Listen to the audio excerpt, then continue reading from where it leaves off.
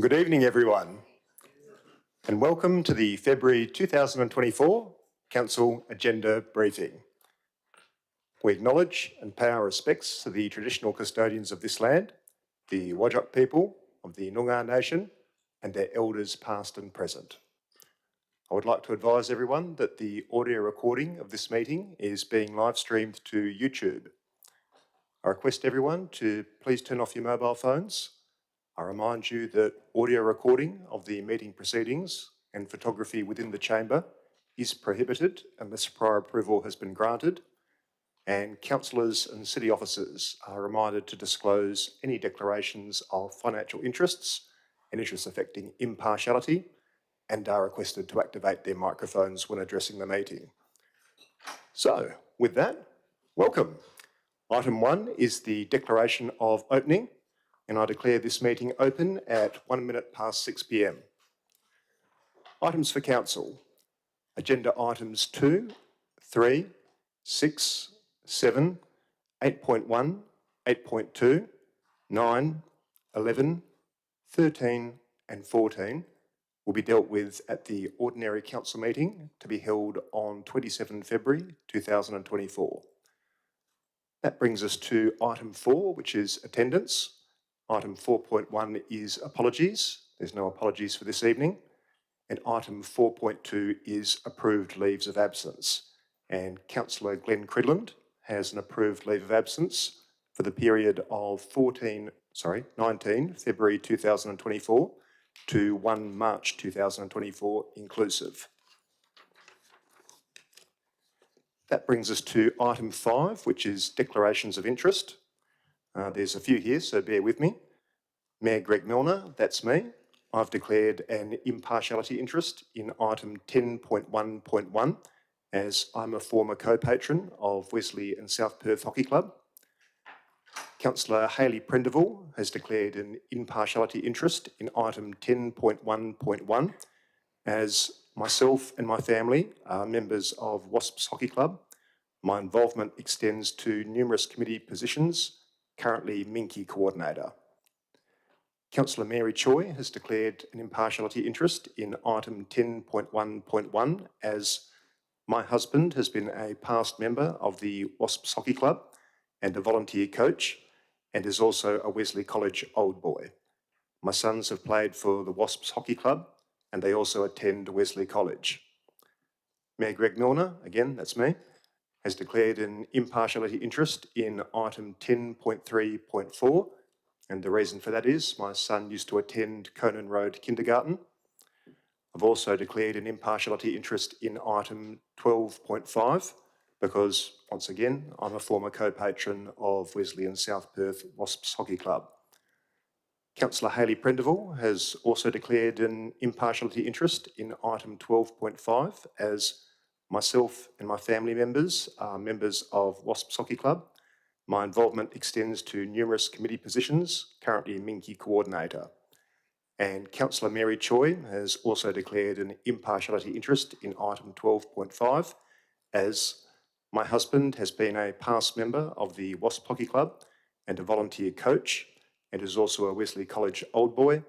My sons have played for the Wasps Hockey Club, and they also attend Wesley College. Councillors, does anyone else have an interest that they wish to declare this evening? That's a no? Okay, thank you. That brings us to item 8, which is presentations, and item 8.3 is deputations. We've got a full house here tonight. We've got 16 speakers who will have up to 10 minutes in total to address council. Before we do begin with tonight's deputations, I would like to make a few comments. Everyone here has got valuable insights and perspectives to share, and we do encourage that. But at the same time, given the sheer number of people that we have tonight who would like to make deputations, I would ask that we keep deputations concise and to the point, and try to avoid as much unnecessary repetition as we possibly can if someone has gone before you and made a similar sort of deputation. There's a maximum of 10 minutes of speaking time being granted to each speaker, regardless of the number of deputations being submitted by that speaker.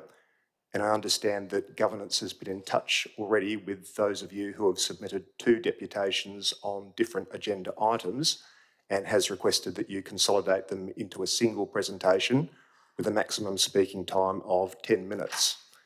So with that, I'd like to begin by inviting Mr. Stephen Russell of Como, who is speaking for the officer recommendation at item 10.1.1 and against the notice of motion at item 12.5. Welcome, Mr. Russell. You have 10 minutes. Thank you. This is 10.1.1. I'm speaking in favour of this motion because the utilisation by WASPs of the Australian Hockey Centre is the only viable and pragmatic pathway for WASPs to have a certain access to a turf facility.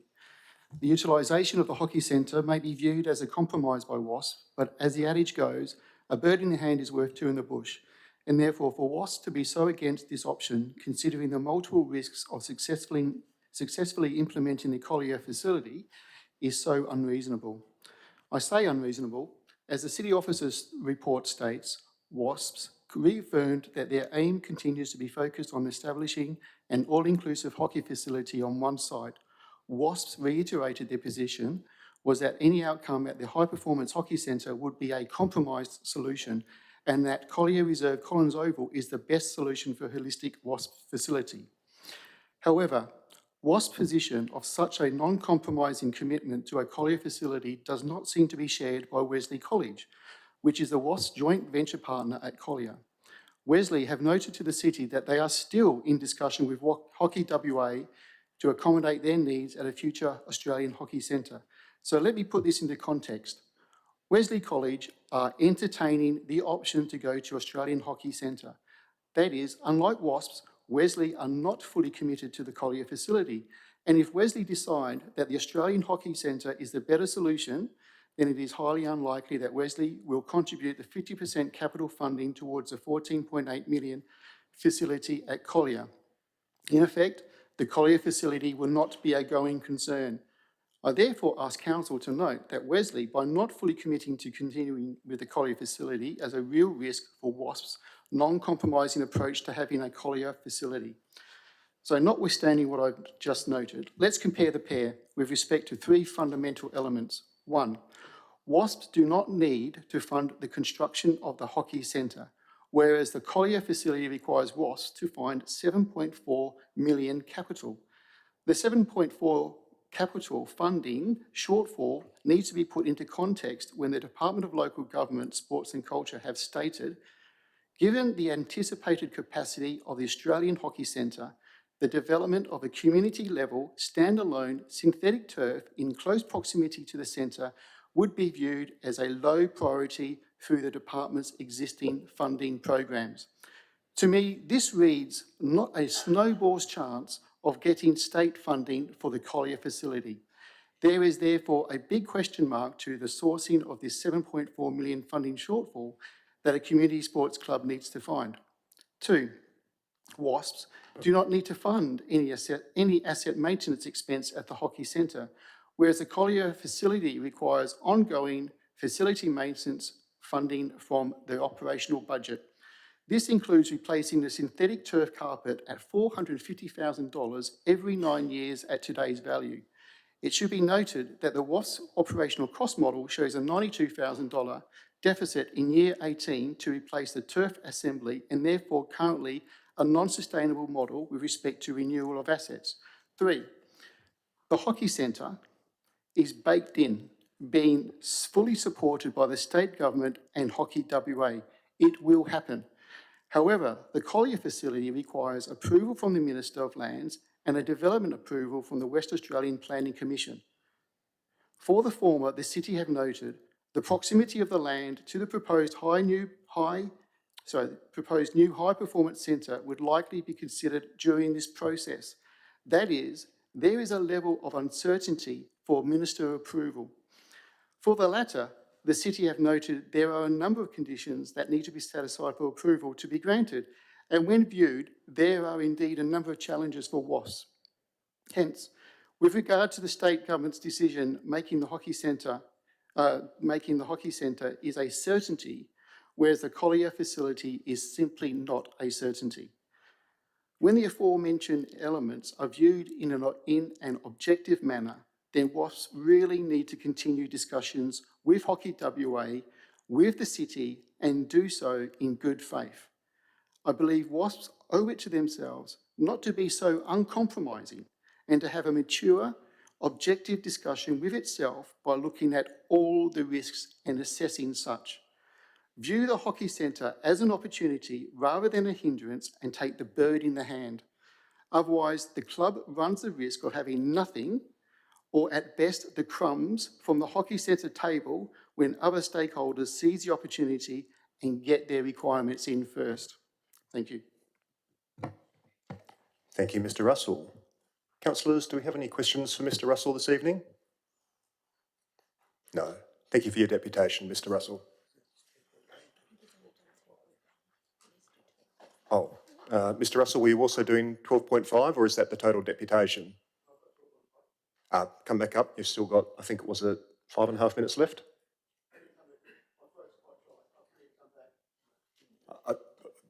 There's some water on the table there. I'll get you to do both. I think the clock stopped at, what was it, 4.5 minutes? All right, if we can restart the clock, thank you.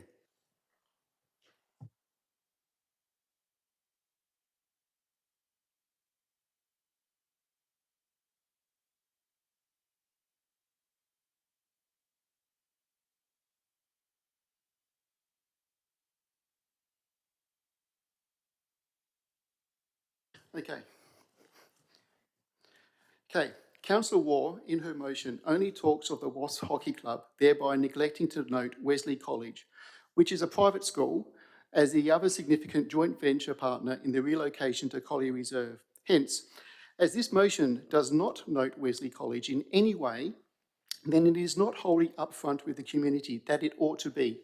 And upfront it ought to be, because if this motion were to ultimately result in a hockey facility at Collier Reserve, then Wesley College will have, with WASPs, privileged and exclusive use of public open space.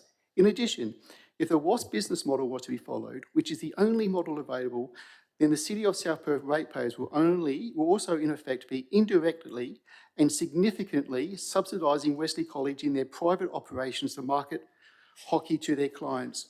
For me, this does not pass the pub test, as local governments should not provide these privileges of access and funding to wealthy private enterprises like Wesley College, particularly so when enterprises are exempt from paying rates under the Act. These very points have been missing from the public conversation, but this public conversation must occur because of the recent community concern over the use of public open space by private schools. I note that for the 2023 council election, not one successful candidate clearly stated their position that by supporting WASPs, it would also be acceptable for Wesley College to also have exclusive access to public open space and that the ratepayer would subsidise that privilege. Hence, newly elected members do not have a clear mandate from the electorate to allow Wesley College those privileges. So notwithstanding to what I've said, this motion needs a reality check, because without viewing the realities, then this motion will distract this club down a pathway that is not the most probable for their success. The realities are thus: 1. Since the 2019 adoption of the Recreational Facilities Plan, which, by the way, did not go out for community consultation, and the November 2020 Council resolution, the state government is progressing a $135 million hockey centre at Curtin with capacity to meet WASP needs. This renders a key recommendation of the plan, and therefore subsequent council resolutions to relocate at Collier as being effectively unsupportive. 2. The state government has stated to the city, the Australian Hockey Centre at Curtin University will be able to accommodate community use by local clubs such as WASPs and Xavier Hockey Club. The department are supportive of co-location of community sporting clubs in lieu of standalone facilities for a single club. In effect, the department are advising that they are not supportive of a Collier Reserve hockey development when 2 kilometres down the road, there will be a suitable facility. This is the reality. If the department are of this opinion, then it would be strange indeed if council, by approving this motion, would differ in their opinion. 3. The proposed facility has a $7.4 million capital funding shortfall that the WASP Club need to cover. It should be noted that this is still exclusive of additional capital costs for car parking upgrades, etc., to which WASP require the city to fund. In its letter to the city dated the 23rd of May 2023, WASP stated, the redevelopment of the Australian Hockey Centre makes it unlikely that any funds will be secured from the usual state CSRFF source. This self-prophesied statement by WASPs has been fulfilled, as the department has stated to the city that the Collier facility would be viewed as a low priority for department funding. In effect, a revenue stream from the state government to WASPs has been closed. That is a reality. 4. In its letter to the city dated the 23rd of May, WASP state the quantity survey figure of $14.8 million for construction costs. 60 seconds remaining, Mr. Russell. 60 seconds. Yeah, we had 5 minutes remaining after the last one, but you've got 60 seconds. 10 and 10? No, 10 total. And the governance department did speak to you about that earlier, so. No, sorry. The governance did Mr. not Russell, tell me that. I'm not arguing with you. It's the same for everyone. No, please, governance did not tell me that, Mr. Russell, I clearly announced at the start of this meeting that those people making 2 deputations would be asked to make it into 10 minutes total. I was very clear about that. Governance did not advise me that. Mr. Russell, please don't argue. You've got 60 seconds from now to wind up. Oh, God. Folks, I'm giving everyone a fair go, but I would appreciate it if there was courtesy in the gallery. I don't want to have to adjourn the meeting, but I will if I have to. Mr. Russell, you have 60 seconds remaining. Under the Act, elected members are to provide leadership and guidance to the community, and like it or not, that includes providing frank and fearless advice. To this end, Council needs to advise WASP to take the pathway most likely to succeed by changing tack to embrace and focus on the opportunity that the Hockey Centre offers. Be the first in, best dressed community stakeholder and take advantage of this. This motion will unfortunately lead the club down the pathway least likely to succeed. Folks, no clapping in the gallery. There's going to be strong feelings on both sides. I'm going to ask that everyone simply listen to the deputations being made respectfully and quietly. It's the same rules for everyone. I'm not picking favourites. Mr. Russell, I can invite you back if anyone has any questions for you. Does anyone have any questions for Mr. Russell? No, okay. In that case, we'll move on to the next deputy. That is Ms. Kathy Lees of South Perth, who is speaking for the officer recommendation at item 10.1.1. Welcome, Ms. Lees. You have 10 minutes. Thank you. I will be speaking for 10.1.1, but also referencing 12.5, so I hope that's all right. Good evening, Mayor, councillors and city staff.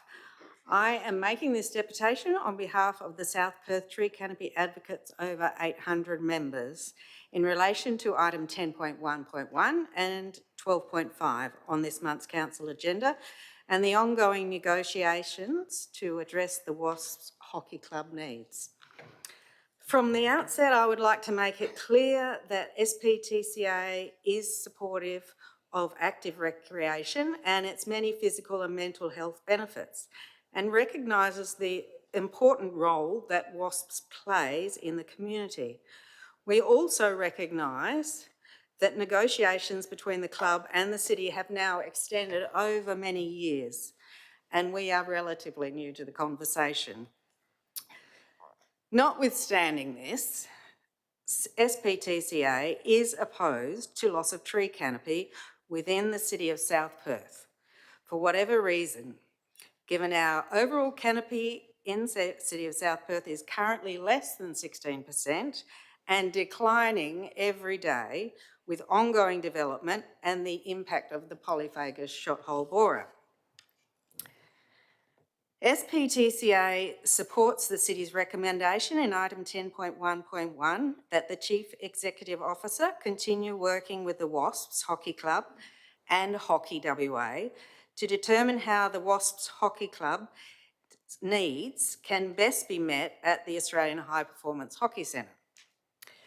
These negotiations need to include all parties and be undertaken in good faith, not at the exclusion of one or the other and without full commitment to finding a solution. We believe that this process should be completed prior to the council making any resolutions in relation to a Wasps hockey facility in the city of South Perth.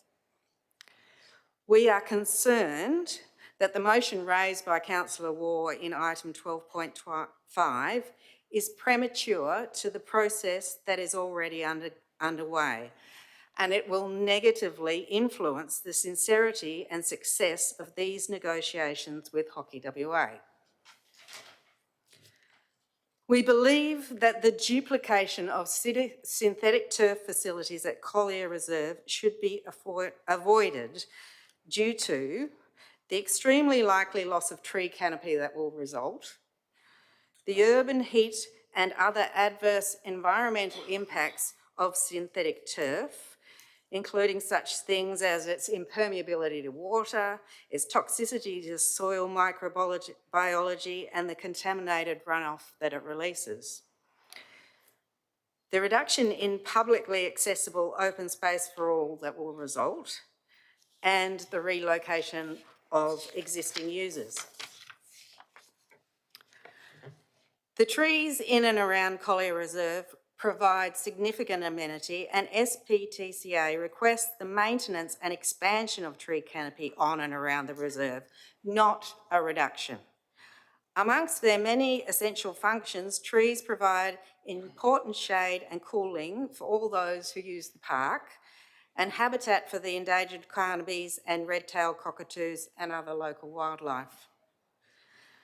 As we swelter through record heat in Perth and the impacts of climate change intensify, retaining and increasing our tree canopy is more critical now than ever. If negotiations with Hockey WA do turn out to be unsuccessful at the end of the process, and the council then determines that negotiations with WASPs over the use of Collier Reserve are to continue, avoiding tree loss should be a top priority and a clearly stated requirement. This includes loss of tree canopy arising from the actual development, during the construction works, and from the longer term impacts that proximity to synthetic turf has on tree health, such as heat and limited water and nutrients. The council should also require significant additional planting on the perimeter of the playing fields to expand the amenity and usability of the space for all, and in an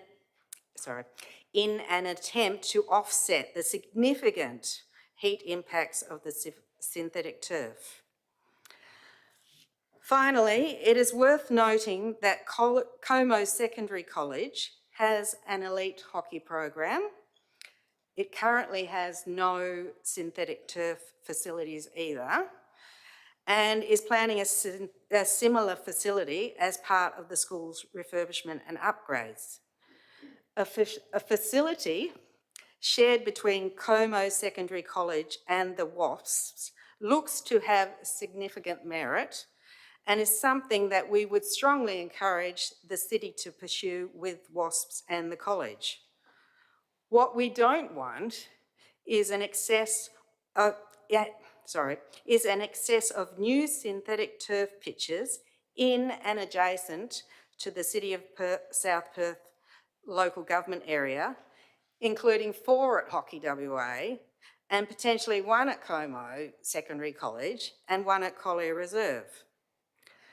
So in conclusion, we believe that the completion of all negotiations over alternative options should be completed as a priority for the Chief Executive Officer before any thought is given to lease arrangements for Collier Reserve.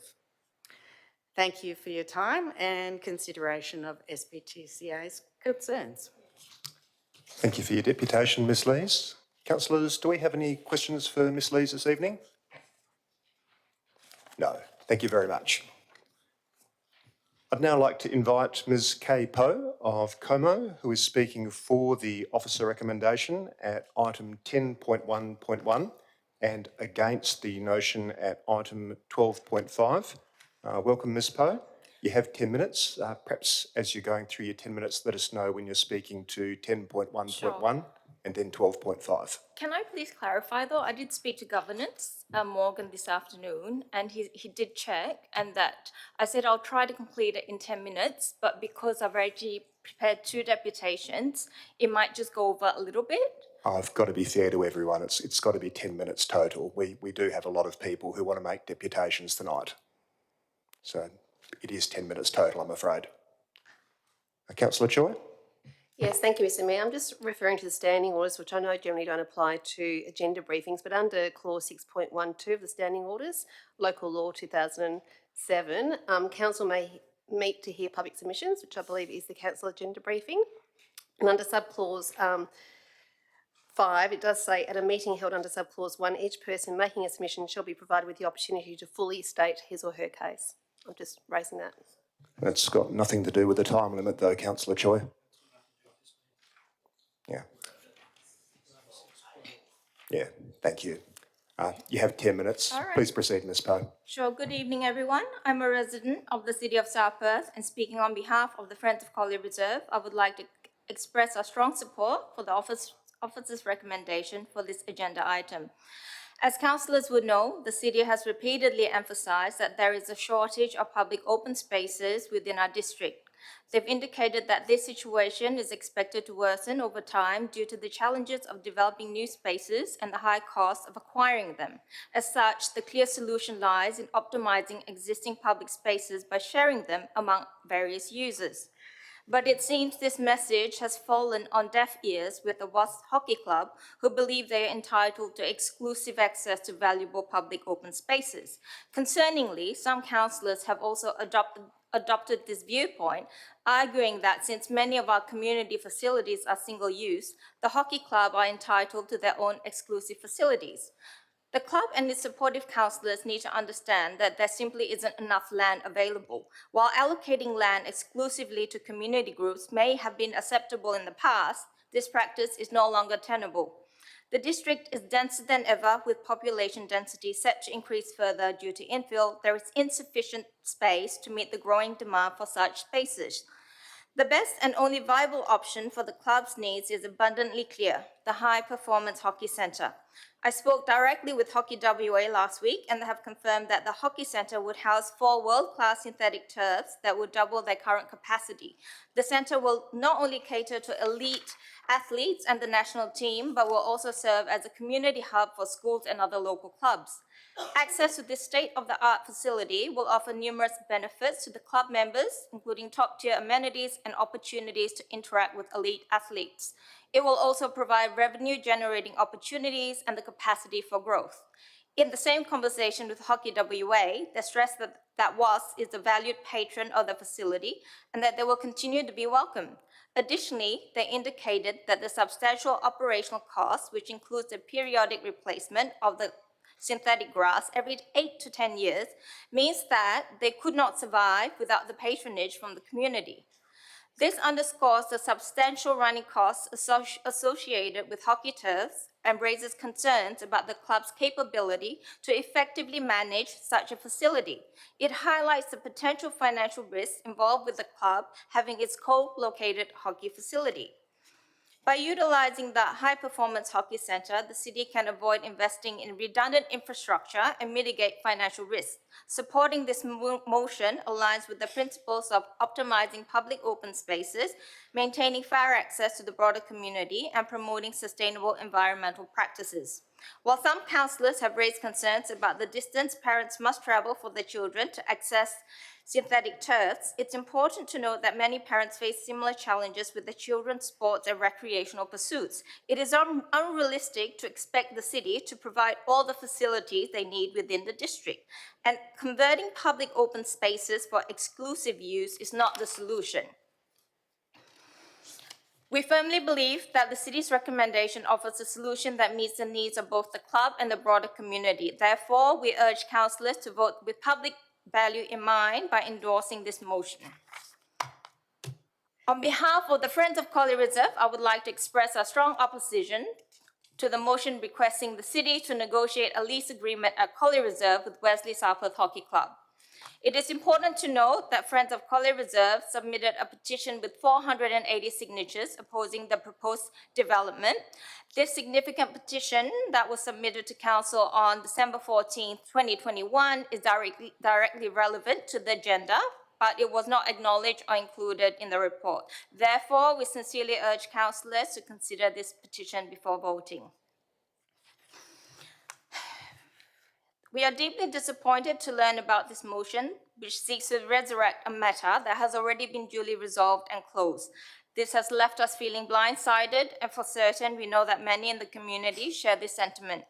The core of this motion is to rescind the June 2023 salute resolution. If passed, this action would revive the former WAS hockey proposal that has already been thoroughly examined and dealt with by Council last year. Rescinding a council resolution carries substantial risks of reputational damage to both the city and council, particularly when there are insufficient grounds for doing so, as in this particular case. No new compelling reasoning or justification for this has been provided. We acknowledge that some councillors, including Councillor Waugh, are new to their positions and were not present at the June 2023 meeting. However, it is essential to understand that community members, both in support and against, have already exhaustively debated this matter 8 months ago. Councillors actively investigated and considered it to reach their conclusion. This is rehashing old ground with no new information. Reasons for opposing the development, many of which will be reiterated tonight, remain consistent and valid. Council's decision to vote no to the proposal was well-founded and should be upheld. Reversing this decision would project an image of indecision and undermine trust in the Council's ability to adhere to decisions made. It would also set a dangerous precedent, suggesting that previously solid decisions are subject to arbitrary change. This would foster uncertainty and instability in future projects and initiatives, and it would also reduce residents' confidence in this Council. In recent months, Wesley College has been the subject of significant discourse and extensive negative media attention, rightly reflecting concerns about the privatisation of public spaces and reported land grabbing practices. I'm sorry to interrupt, but I'd ask that you keep on point on the motion before us, particularly if you're talking about other members of the community. I am, because it relates to this. It's about privatisation. So can I please just finish, because I've got 10 minutes? As long as you stay on point, yes. I am. These discussions relate to the Allen Street Sports Spaces feasibility study and the Coode Street boat shed proposal, which bear strong similarities with the WASP hockey proposal. As you will recall, Wesley College offered to fund half of the Allen Street feasibility study, but Council rejected the offer by unanimously supporting an amended motion to cover the entire cost. This decision was made to remove any perception of bias and address residents' due concerns regarding the potential commercial benefits to Wesley. It would be inconsistent and hypocritical for any councillor to support Councillor Ward's motion, given that the same concerns apply to the hockey proposal. It is understood that Wesley College will not only provide financial backing, but also manage these facilities. This joint venture with WASP would enhance the school's educational offerings and bolster its competitive edge in recruiting new students. Councillors should also bear in mind that the purpose of the $50,000 feasibility study is to investigate the possibility of developing the foreshore into sports fields, as emphasized by the Mayor, and I quote, "The city is not a greenfield site. We do not have the ability to magic up brand new parks, ovals, and reserves to meet the growing demand for sporting spaces from our community. That necessarily means that we must make better use of the public facilities in our district. Collier Reserve currently serves as a community sports field for various activities. Leasing a large portion of its space exclusively for hockey contradicts the aim of making better use of public facilities, especially when there'll be 4 world-class turfs nearby. Supporting this proposal would be counterintuitive and contradictory for council." Before concluding my deputation, I want to draw the attention of Council to the city's integrity framework, which clearly states that, and I quote, "Ethical leadership is characterized by transparency and accountability in the decisions that are made. Decision-making is timely and based on consideration of the public value. Decisions are fair, unbiased, and able to withstand public scrutiny. We urge Council to uphold legitimacy, integrity, and reliability by rejecting this motion." Thank you. Folks, once again, I'm going to be even-handed about this. No clapping or booing, just respectfully listen to people, please. Ms Poe, thank you for your deputation. Councillors, do we have any questions for Ms Poe this evening? No. Thank you very much for your deputation. Thank you. So I'd now like to invite Mr Ross Barron of South Perth, who is speaking for the motion at item 12.5. Welcome, Mr Barron. The microphone is yours and you have 10 minutes. Thank you, Mayor, and thank you for the opportunity to speak tonight. I think it's important that I represent Wesley and actually speak for Wesley, because much has been said by others about Wesley itself. The first thing, I guess, is to go back to the why. Why does WASPs and Wesley have come together 5 years ago and actually look at a joint proposal in this site? And if you go back to Wesley's 90-year history, a very successful club in this state, as far as numbers of 750 members, and members from 4 years old through to 80 plus, but also an even distribution of male and female. For Wesley College, 100 years, 1,400 students. Hockey has been a strong part of the college since 1959. So 65 years of a strong part of the co-curricular program, which has been mentioned tonight, is an important part of what the college does do. But most importantly, we want the best opportunities for our students, and that is in the co-curricular, in all aspects of college life. And there's real symmetry between the club and the college to be co-tenants.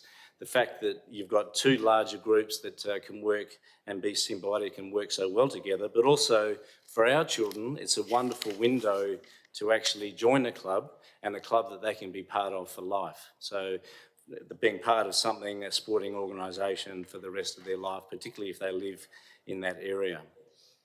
Something that has been forgotten is a long-standing tradition of the college, long before I came, but certainly it is endorsed by the current council and exec, is the fact that Wesley opens its resources to the community.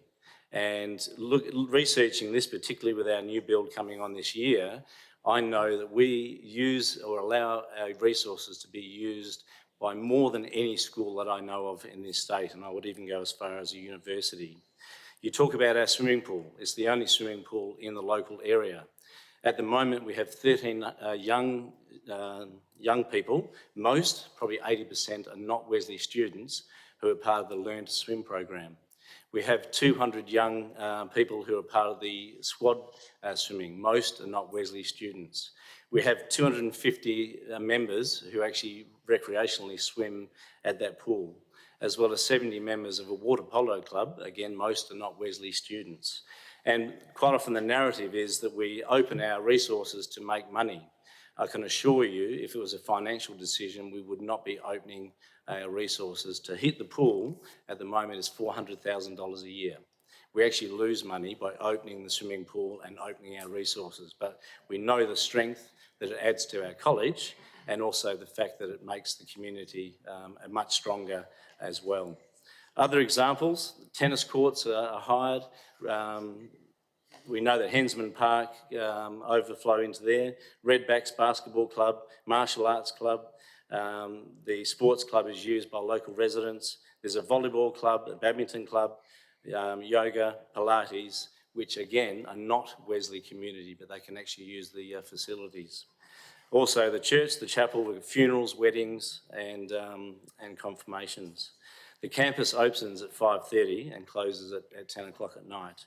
The reason I talk about this is Wesley has a track record of its facilities being open to more than just Wesley.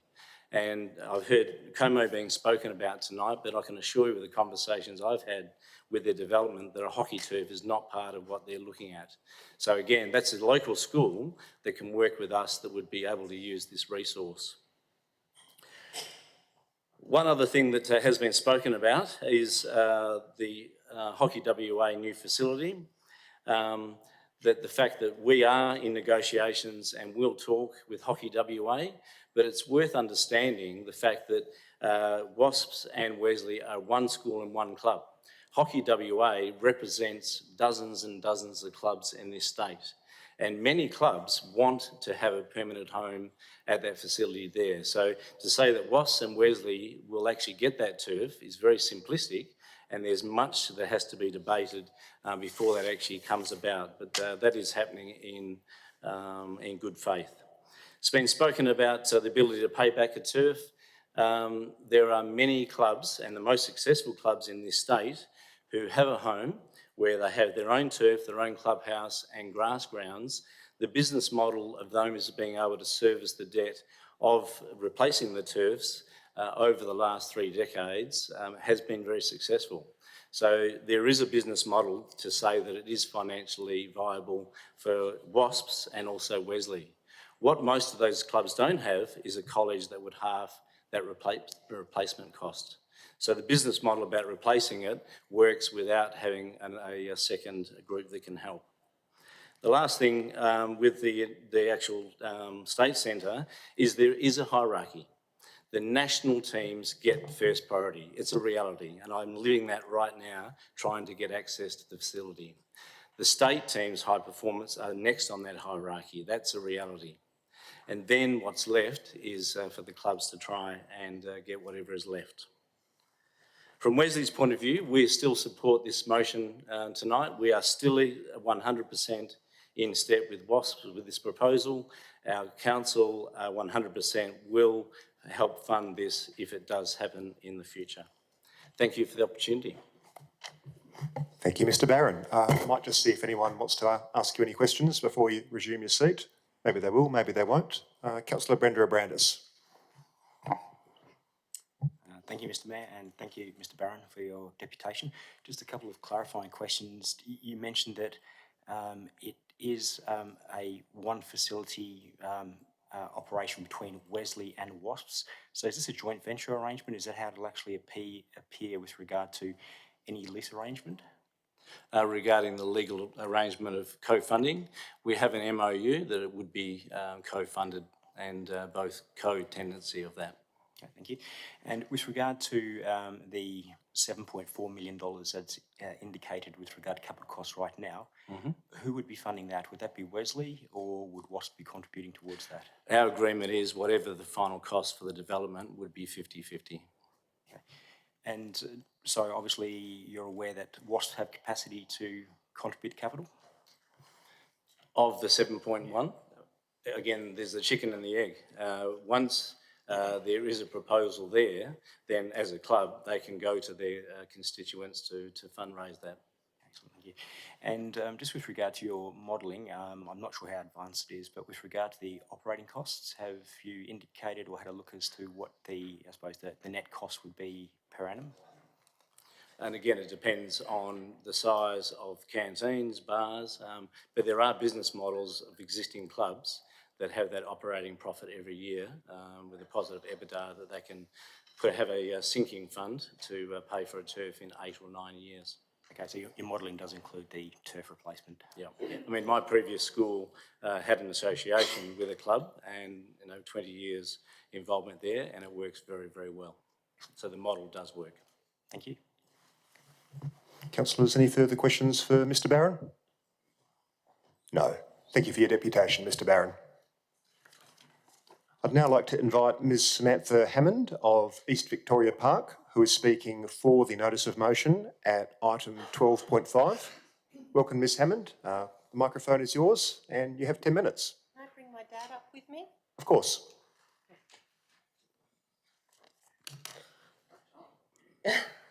Oh, it's on? Okay. It is, yes. Thank you for having me and us. I'm a bit nervous. Thank you to Councillor Waugh for recognising that the Collier Reserve is a recreational area with the potential to be used to a greater degree by sporting bodies. It's a bit touchy, but to speak honestly with Council, our members were gutted last year when you made the decision to not let us progress with a home that had a turf, a grass, and a club rooms.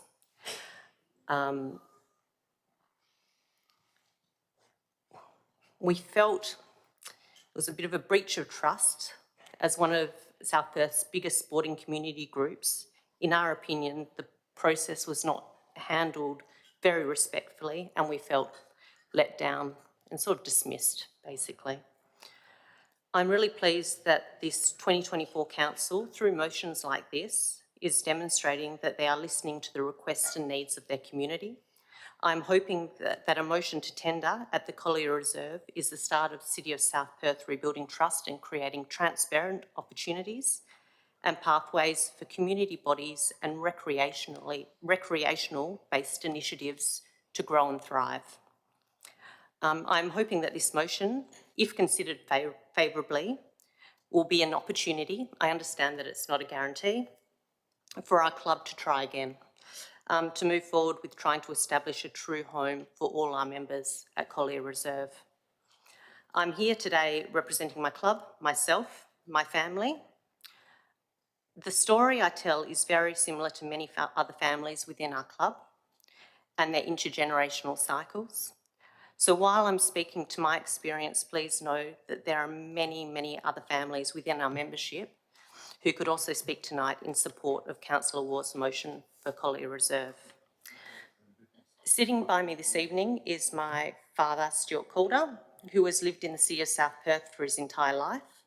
Himself and his three brothers started playing hockey in South Perth. We're estimating, but it's the mid-50s. He now resides in Collier Park Village. He is a life member of WASPs, past treasurer, past president. He met my mother, Isabella, through hockey at Richardson Park. His last game for WASPs was the over 60s division, playing on Metro grass fields, including Richardson Park. He is now one of WASP Premier Men's most consistent spectators. He has barely missed a game in 30 years, travelling around the metropolitan turfs. My uncle Chris, he's unfortunately passed, but he was the founding member of the first WASP Junior Committee. My cousin also plays in the Metro Grass Comp, and his two boys, who I think are out in the back room, play in the senior turf competition. I joined WASPs at 6 down at Rico playing Minky. I went through the juniors. It was a mix of turf and grass. By 17, I was in the Premier squad, mostly Division 2, not that good, where I played the next 12 to 14 years on turf, on all the satellite turfs around. I met my husband, Rob Hammond, who was a good hockey player. He was in the Australian national hockey team, and he was a draft pick. And we met him on a club organised social event. My husband is one of many Olympic and national players and coaches who are actively involved in our club, providing highly valuable expertise to our teams and juniors. Fast forward, we now have 3 children. The 2 eldest are members of the WASP Junior program. I'm the current grads coordinator on the junior committee.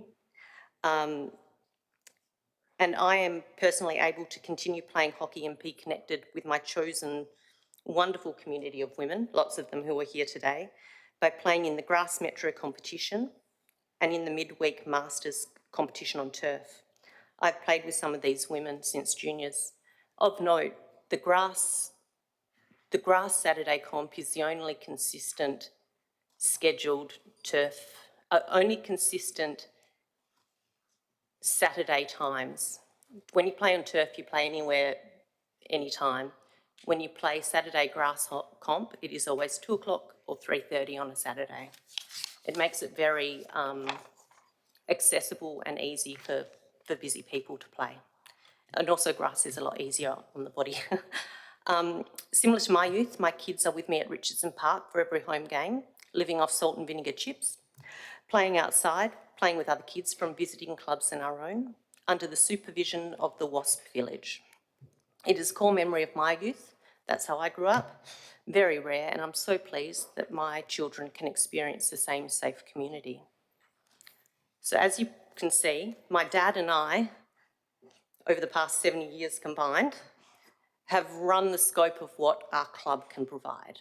As players, as volunteers, as spectators, as parents of junior players, as umpires under duress. Through our long connection with the club, what my father and I have noticed over the years is that while we are strong, while we are growing, we have lost a bit of spirit, a little bit of club spirit. Our turf teams do not have a home ground. They do not have a home where they can connect with our juniors, social players, grass teams, and really importantly, each other. Some turf teams will never cross paths. We need to bring everyone together again and provide our turf teams with the opportunity to feel really embedded and part of our hockey family.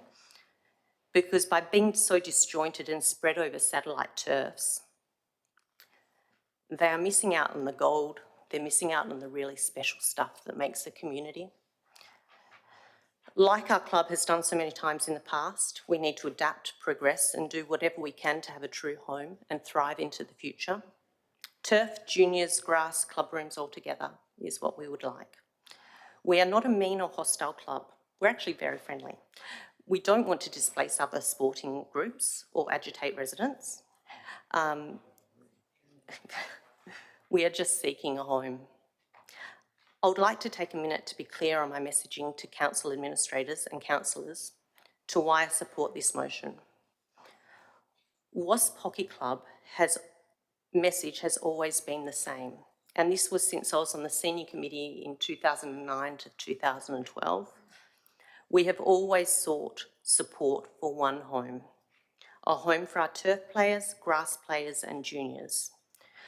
So we are seeking a clubhouse, grass fields and turf in one location.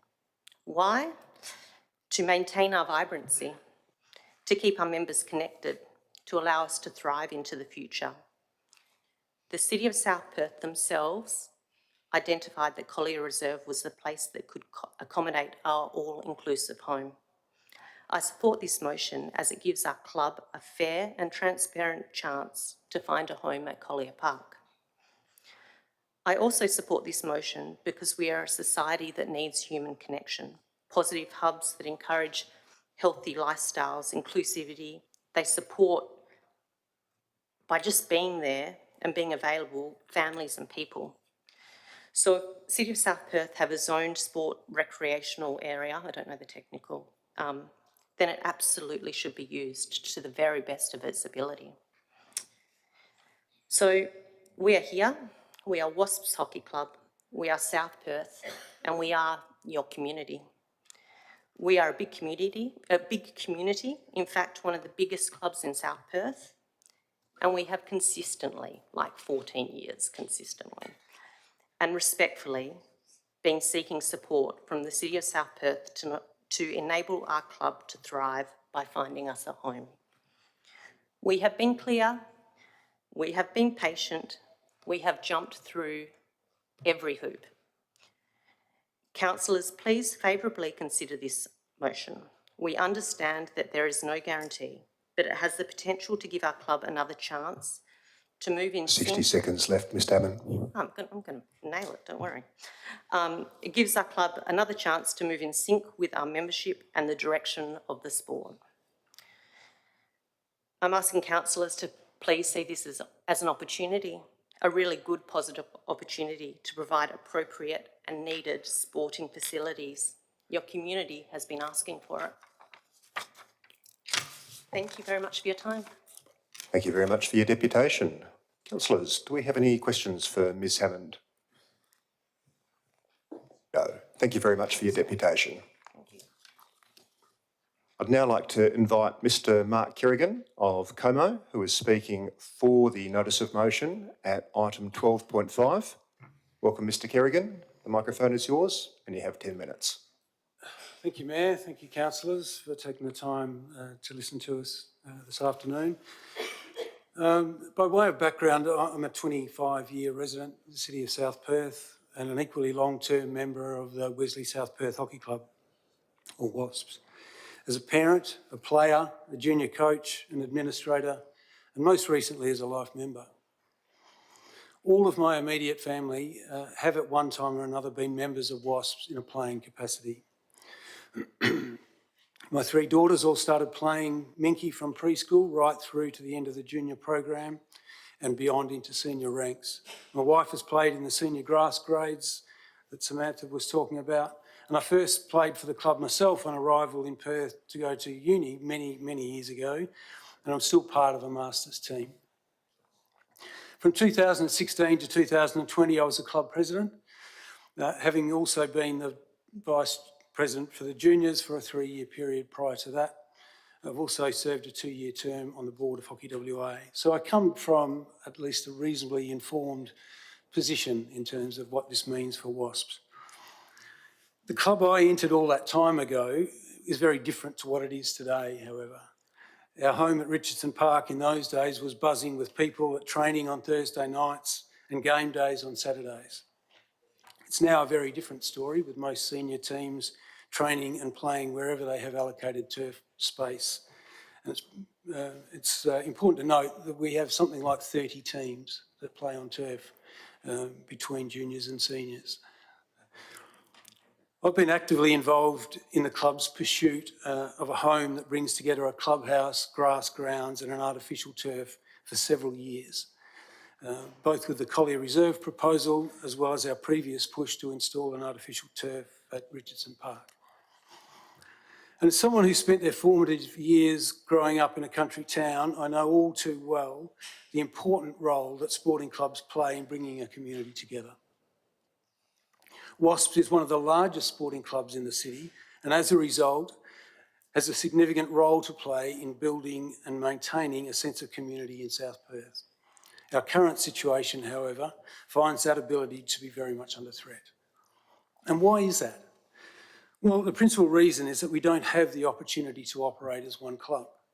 With 3/4 of our teams now playing away from our home base at either Perth Hockey Stadium or some other designated ground for home games, we don't have the opportunity for club members to come together and enjoy the camaraderie and social interaction that being a member of a community sporting club can provide. The fact that we're the only sporting club in South Perth that brings together men and women, boys and girls, from 4 years old to people in their 80s in equal measure makes this all the more important. The city has previously rejected Collier Reserve as a potential site for WASPs in favour of seeking agreement with Hockey WA for access to turf in the redevelopment of Perth Hockey Stadium.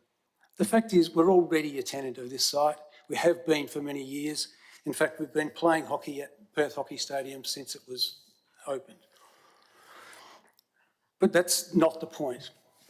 The reality is, with 30 plus teams to find training and game time for the current Perth Hockey Stadium is completely inadequate, and even adding 2 more turfs is still going to be a big challenge because there are clubs all over the metro area that use that facility for the same thing, even though there may not be tenants. What we're fundamentally looking for and the problem we're trying to solve is having one consolidated location where we can operate as one cohesive club. Perth Hockey Stadium does not and will not provide grass grounds at any point, nor a clubhouse where we can all get together.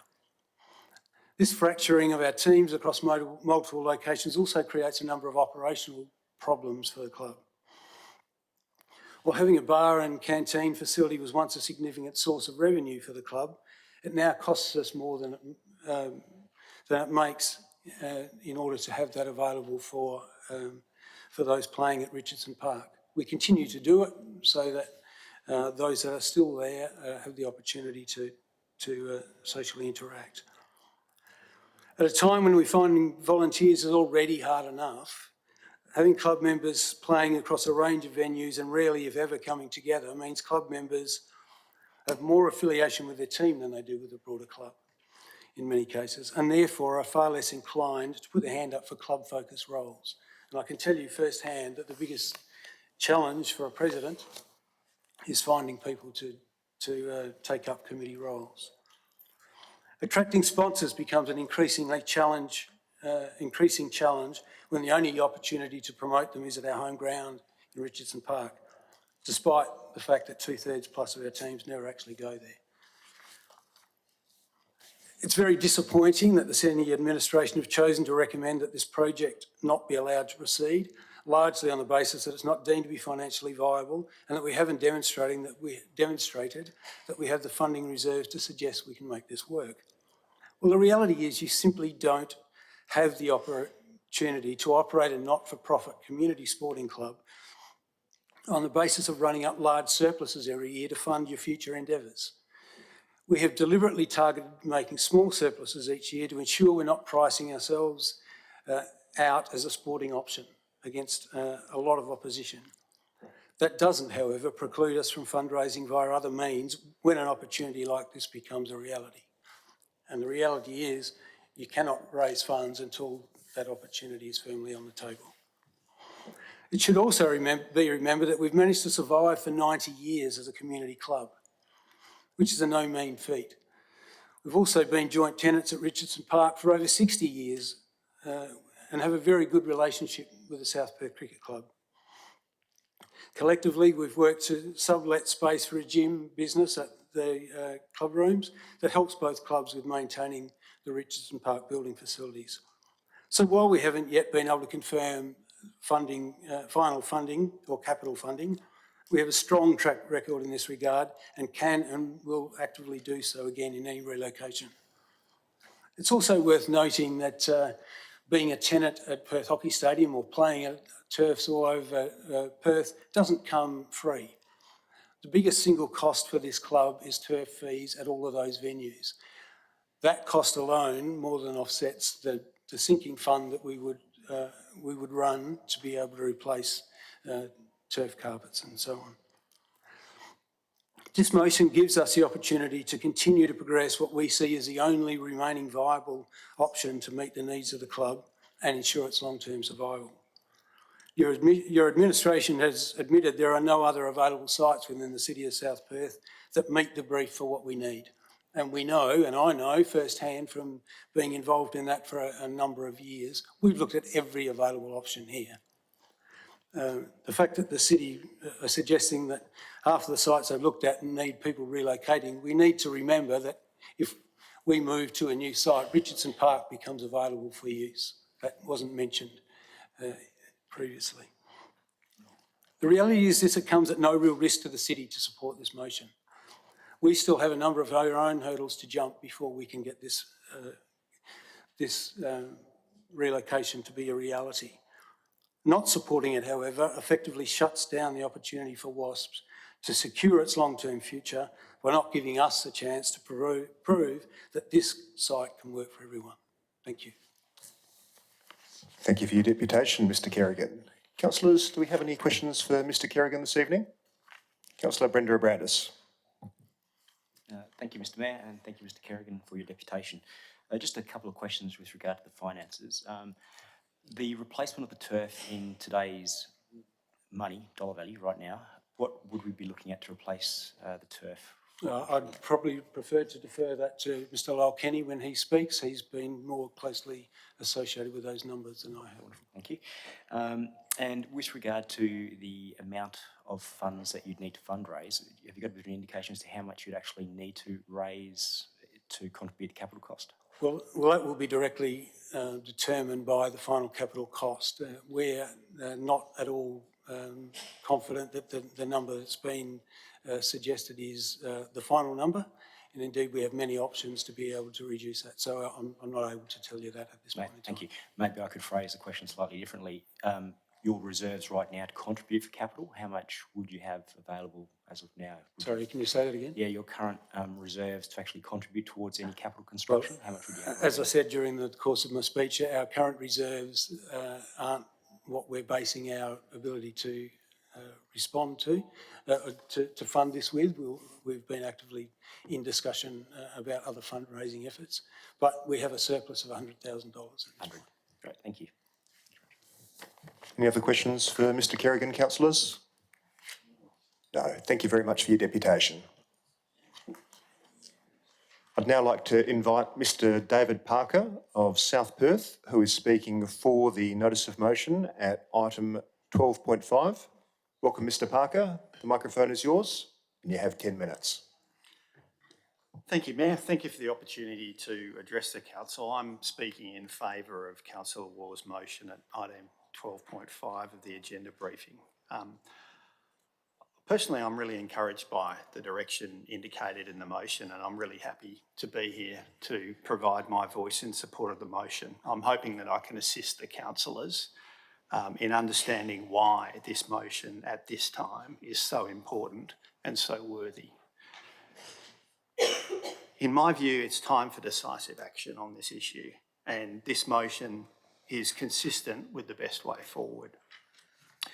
But look, I'm getting ahead of myself. I've had the pleasure of meeting a number of you previously, but not all of you, and so it's probably appropriate that I introduce myself.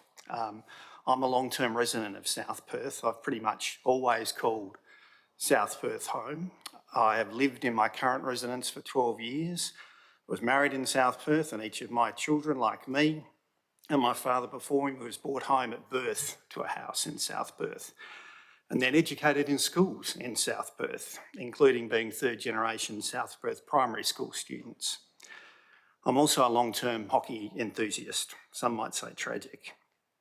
I began playing juniors at the South Perth Men's Hockey Club over 45 years ago. And I've played with Wasps since the amalgamation with the old Wesley Club in the late 1980s, including with my brothers. That includes around 10 years in the club's premier grade. My children are all adults now, have played at the club, and one still plays now, many years after transitioning from juniors. I've coached many teams within the club, from the earliest juniors at Minky right through to the top men's and women's teams, and some that you wouldn't call top teams at all in the veterans competition, and most levels in between. I've long been involved in administrative roles at the club in various capacities. I think the reality is I'm closer to the end of my hockey journey than at the start, but still I'm planning on playing veterans on grass again this year, and I'll continue to be involved as a life member of the club. I like to think there's more to me than just a love of where I grew up and still live, and hockey, but those things are pretty central to who I am and also to my family. I think, as was commented earlier, there's plenty of similar stories in this room, in the next room, and throughout WASPs. I'm very encouraged by Councillor Waugh's motion because I think it's sensible and I support it. The background to the motion includes a reference to the long history of this issue. And look, I'm not going to repeat all of that, but I am actually part of that history. Many years ago, I appeared before council on behalf of WASPs as part of our efforts to find a viable location for the city for a synthetic turf hockey pitch. I can't take any of the credit for where we are now, but I'm pleased there was considerable progress over the next 10 years or so, to the point where a detailed feasibility study was presented to the City in November 2022, relating to relocating Wasps Hockey Club to a new club rooms, grass fields and synthetic pitch to be established at Collier Park. However, last year, as we've already heard, and as you would all be aware, things took an unexpected and disappointing turn when a recommendation from the administration that the City not proceed with the proposal was narrowly accepted by the then councillors. Councillor Waugh's motion includes a much more detailed account of where things are at now, despite that June 2023 recommendation decision. But look, if I may be so bold as to offer a crude summary, when I read through the background of the councillor's motion, it appears to be that, in effect, it's a resolution to send a strong message. Despite the unexpected events of June last year, it's time for progress and action on something that's been supported by the City for a long time. It had been supported by the City for a long time. It's time to take action now to progress what has emerged as the most suitable option for the Wasps finding a home. Look, I'm not here to point fingers about what happened last year. It's not the job of the City's employed officers or indeed the new councillors to deal with that, but it is the job of all of you to set the City's priorities. You're the elected representatives. You've been charged with an important mandate following the last government election. Perhaps for the first time in a long time, as that I can remember, there was a clear message about the importance of community sporting organisations. In fact, it's rare for there to be a clear message about anything at all in a council election, in my experience. But this was clear. The council has a mandate to focus on better sporting and recreation facilities. Now, those are not my words. They were reported as the words of the Mayor following the last election. And with respect, Mayor, I wholeheartedly agree with you. The message across the City could not have been clearer, and significantly, establishing a home for Wasps, which includes club rooms, grass fields and a synthetic turf pitch, was a prominent issue leading up to the election last year, notwithstanding that an announcement had been made about the high performance facility that's to be built outside of the City. It's now up to this group of councillors to support a motion that's entirely consistent with the message sent by the people of South Perth, and that's to get this moving. I don't intend to try to deal with technical issues. I think you've heard from enough experts on the Wasps and other things already, but I'll leave the technical issues to the consultants with the expert knowledge and those that were closely working with them. Rest assured though, across the state, including in a community as small as Bruce Rock, technical, planning, environmental and financial considerations have not stood in the way of hockey facilities.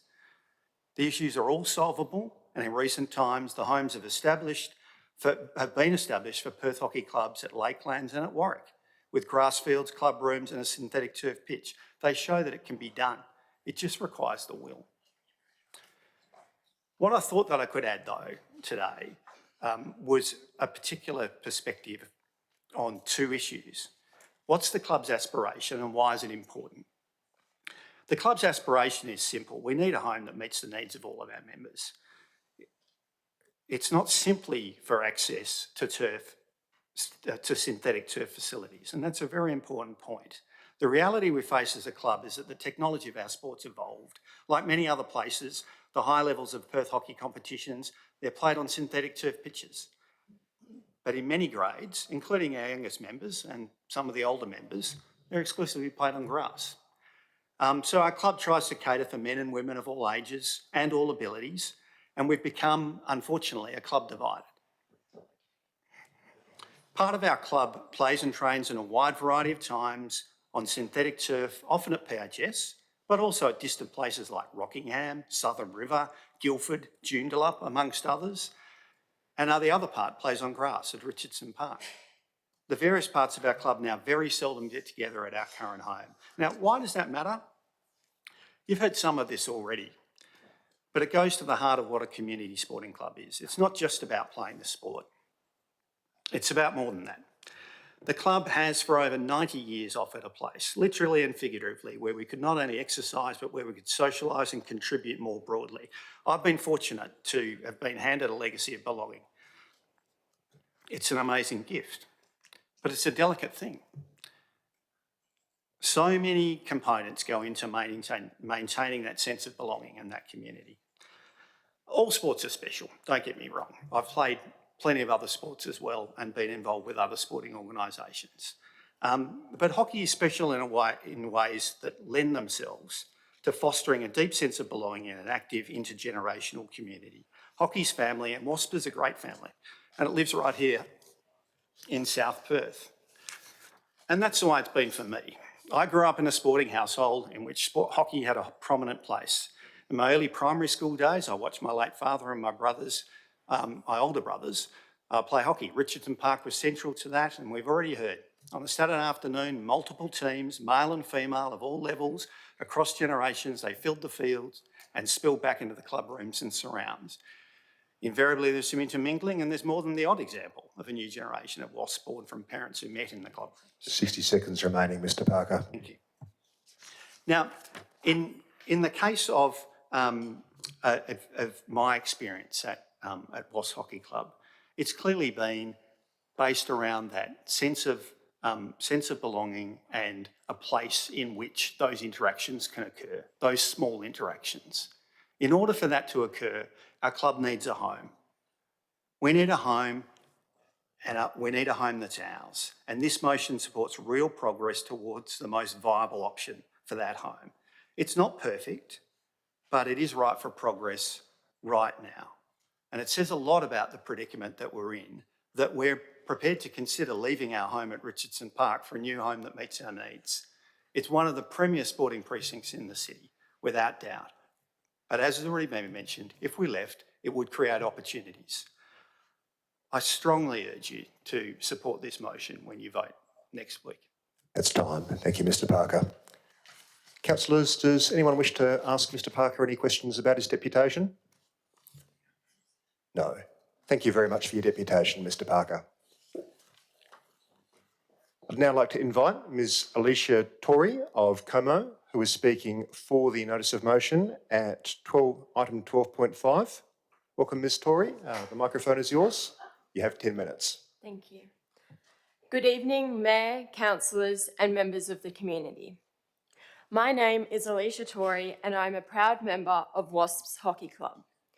I've been a member of Wasps since I was 6 years old and am currently 18. From the beginning of my hockey journey at Wasps to standing before you today, hockey has been more than just a sport to me. Hockey has allowed me to discover a profound sense of community. My journey started by watching my two older sisters play Minky and Grads on a Saturday morning at Richardson Park. From those early Saturday mornings to now playing my 5th season in Premier League and coaching a junior Waspies team for the 2nd year, my connection to the club has deepened, becoming an integral part of my life. The heart of any sporting club resides in its club rooms, where memories are not just stored but celebrated with pride. Think of your local sporting club that you or a family member are a part of. The premierships are displayed proudly, the banners of sponsors and events, and most importantly, all the beautiful people who make up the club. The club room is a space where the spirit of the club comes alive, echoing with laughter, camaraderie, and the shared jubilation of successes. The most important aspect of these experiences is that it is done together, as a team, as one, as a club. Having a turf so far away from our club rooms and grass fields has caused a disconnect within our club due to the distance between each of our facilities. Our home turf can be as far as Southern River or Joondalup, even though most people think it is Perth Hockey Stadium, known as PHS.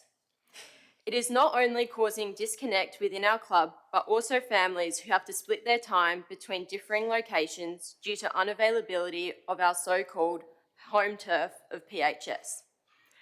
I remember on a Saturday morning at Minky's or Grad's, persuading Mum to stay for a sausage sizzle and the extra persuasion it took, if I was lucky, to attend a Premier League game, as we had to travel further to attend.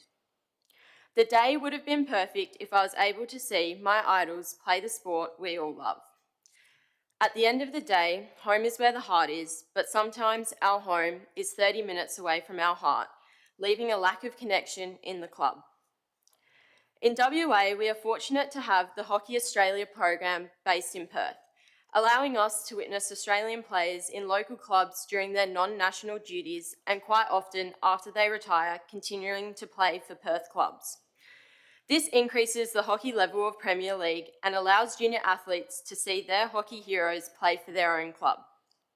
With most junior games being played outside of PHS, it creates limiting opportunities for our young athletes to witness and train to the highest level of hockey in WA. This scarcity not only hinders the juniors' aspirations to play Premier League, but also diminishes the support and volunteer engagement within the club. I was lucky enough to coach a junior team with my sister last year, and on multiple occasions I had to leave our home game early to attend my own Premier League home game as they were at different locations. If I didn't have my sister with me to continue coaching whilst I left early, this task of getting volunteers to coach would become increasingly challenging. However, would be solved if we had our own turf, club rooms and grass fields all in one place. This not only impacts me, but other volunteers at the club, with not only games, but training as well, as people are not able to give their time as the club is split over multiple locations.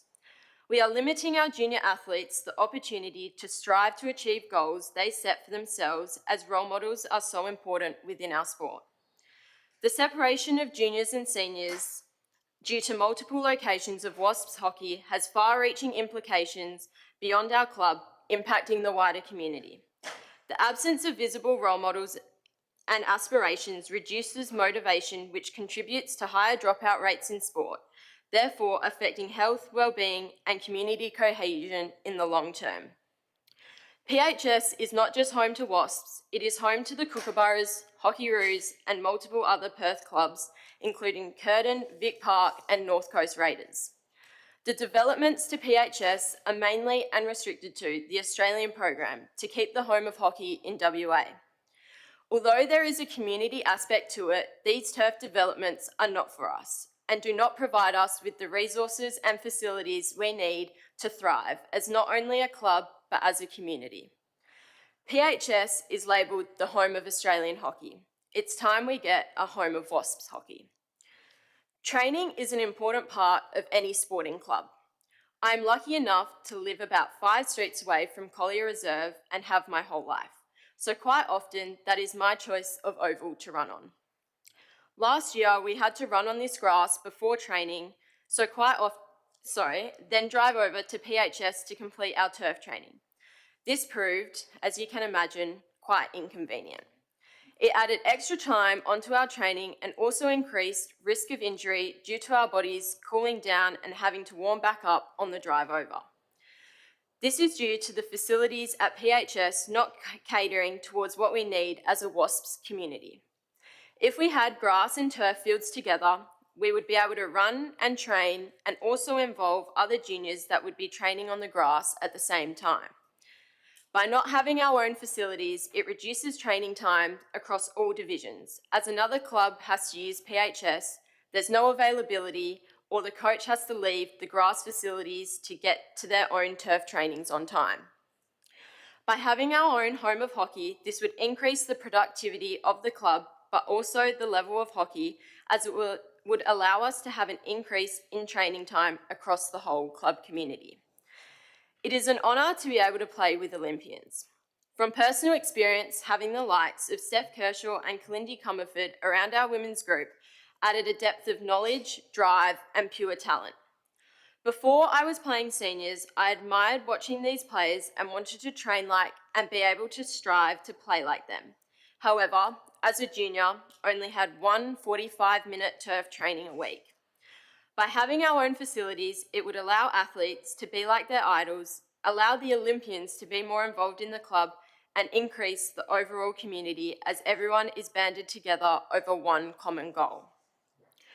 The Wasps community is like an extended family to me. It's a club who strives to be a family club, filled with community where many different ages of many different levels can play. We are lucky to not only have the talent of Olympians and Premier League players, but also the joy and happiness of the little kids on a Saturday morning. WASPs isn't about being a part of one team and only showing up for your game on the weekend. It's about community, showing up and supporting each other. It's time for this family to now have a home filled with everything we need in one place. Thank you.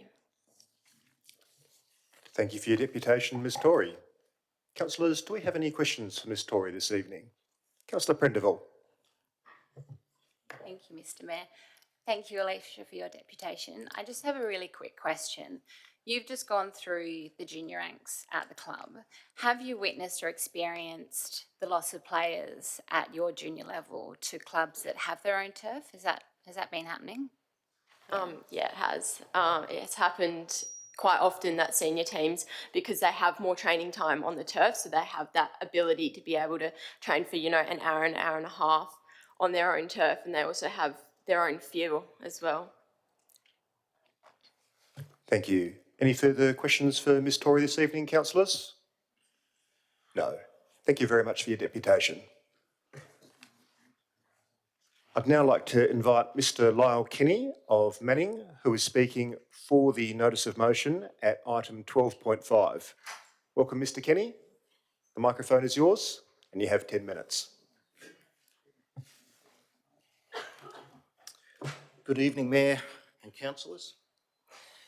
I'm a 30-plus year resident of the city. I played hockey for Wasps for some 40-plus years and have spent approximately 30 years as an administrator in the club, including as a vice president, and I'm a life member. In that time, I've spent nearly 10 years on the pursuit of a home for Wasps with a clubhouse, turf and grass grounds. It is that important. You may have heard tonight a number of speakers talk about the impact that WASP has had on their life, and they are but a sample. Hockey is a multi-generational sport, and I would suggest it's not a profile that you would find in any other sport. Juniors, seniors, veterans, men and women in equal measure, and from the age of 5 to 70 years plus. It should be celebrated and supported. Correctly, the motion identifies that WASP must procure other users. That's an entirely appropriate condition. Let me acknowledge here the outstanding work from Councillor Waugh, who has clearly spent a significant amount of time getting across all of the history, has embraced the significance of the WASP Wesley College proposal and the benefits it brings to our community. Newly elected Councillor Waugh is taking action to deliver on the commitments made in the recent elections to seek to improve the recreational and sporting facilities in the city of South Perth. Thank you, Councillor Waugh. In the preliminary feasibility and detailed feasibility, in letters and in meetings, WASP has consistently stated we will actively seek other users for this facility in summer and in winter.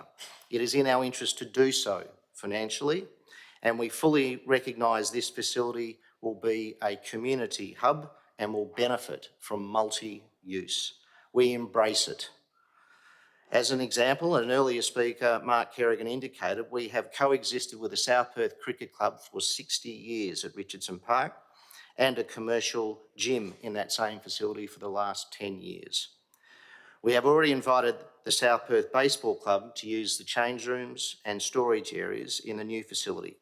We know how to share. The college is also a critical part of the Collier Reserve facility. We see this as a joint undertaking. As has been repeatedly stated, it is not possible to lock in external usage arrangements until we have certainty that the proposal has city support. This motion will provide that. Whilst mentioning Richardson Park, it would also be remiss not to highlight that if WASP have a new home at Collier Reserve, there is an excellent clubhouse and grass grounds facility during the winter season that becomes available at Richardson Park. Many options and opportunities open up in that scenario for the city-based clubs needing additional facilities or other sporting clubs needing a central location. I am unaware of the city administration doing any analysis on the benefits of that. The need for a true home for our club has been a strategic issue for at least the last 20 years. We have been in discussions with the city for the last 12 to 13 years. Dave Parker, an earlier speaker, spent several years progressing our quest for a home, and then I picked up the task for near on the last 10 years. The motion and the papers very effectively summarises the history. We identified that Collier Reserve and Collins Oval was the only location in the city, subsequent to the investigations at Richardson Park being rejected in 2017. And the administration more recently has confirmed that there is no other likely location in the city. The motion allows WASP to have an opportunity to end up with a home for the whole of our club. It is difficult for us to overestimate how important it is to have a home for the whole of the club. A number of our speakers have identified the benefits that come from a true home. This is not just about a turf. Our WASP family needs a home. Whatever the outcome may or may not be in our discussions at a redeveloped Perth Hockey Stadium, it will never be a home with a clubhouse, a grass grounds and a turf. For WASP to end up at Perth Hockey Stadium is not just a compromise, it's a fundamental lost opportunity for the next 60 years and leaves us in split locations. To focus on the outcome of this motion is that if WASP can navigate all of the preconditions, then a community sports facility will be built. And it's one that the city cannot afford to construct itself, and it will represent a collaboration between WASP, the college, the city, and potentially others to achieve that outcome. This is entirely consistent with the city's Community Recreation Facilities Plan, endorsed in 2019, that stated that council encourages the establishment of partnerships between city, government, businesses, community groups, schools, including shared use agreements with local schools and other stakeholders, to support the provision of community recreational opportunities for the community. What does that mean if not the Collier Reserve proposal? Or are they just words? If WASP cannot satisfy the conditions, then this facility will not be built and the status quo at Collier Reserve will remain. Funding this project will be a significant challenge for WASP. And as has been stated consistently, we cannot set about raising the capital funds to build that facility without having the endorsement of the city. This motion will provide that. On the 8th of February 24, we distributed to all councillors and the CEO a review by Otium Planning of the June 23 administration comments on the detailed feasibility we lodged with the city in November 22. David Lanfear is a consultant, and he will be one of Perth's most experienced consultants in this space and acts for clubs, sporting associations and councils. As to viability on a whole-of-life basis, he concluded that the facility was feasible and viable. The administration provided no detailed analysis at the time to challenge the comprehensive assumptions and modelling done in our feasibility. In 2016, WASP pursued a solution at Richardson Park that was not agreed by the city administration.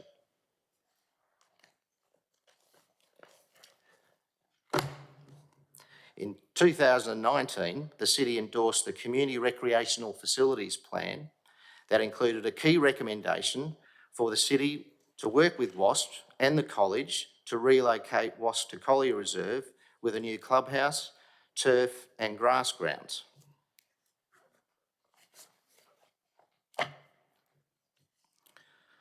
In 2020, we prepared and presented the preliminary feasibility, which was supported by the city.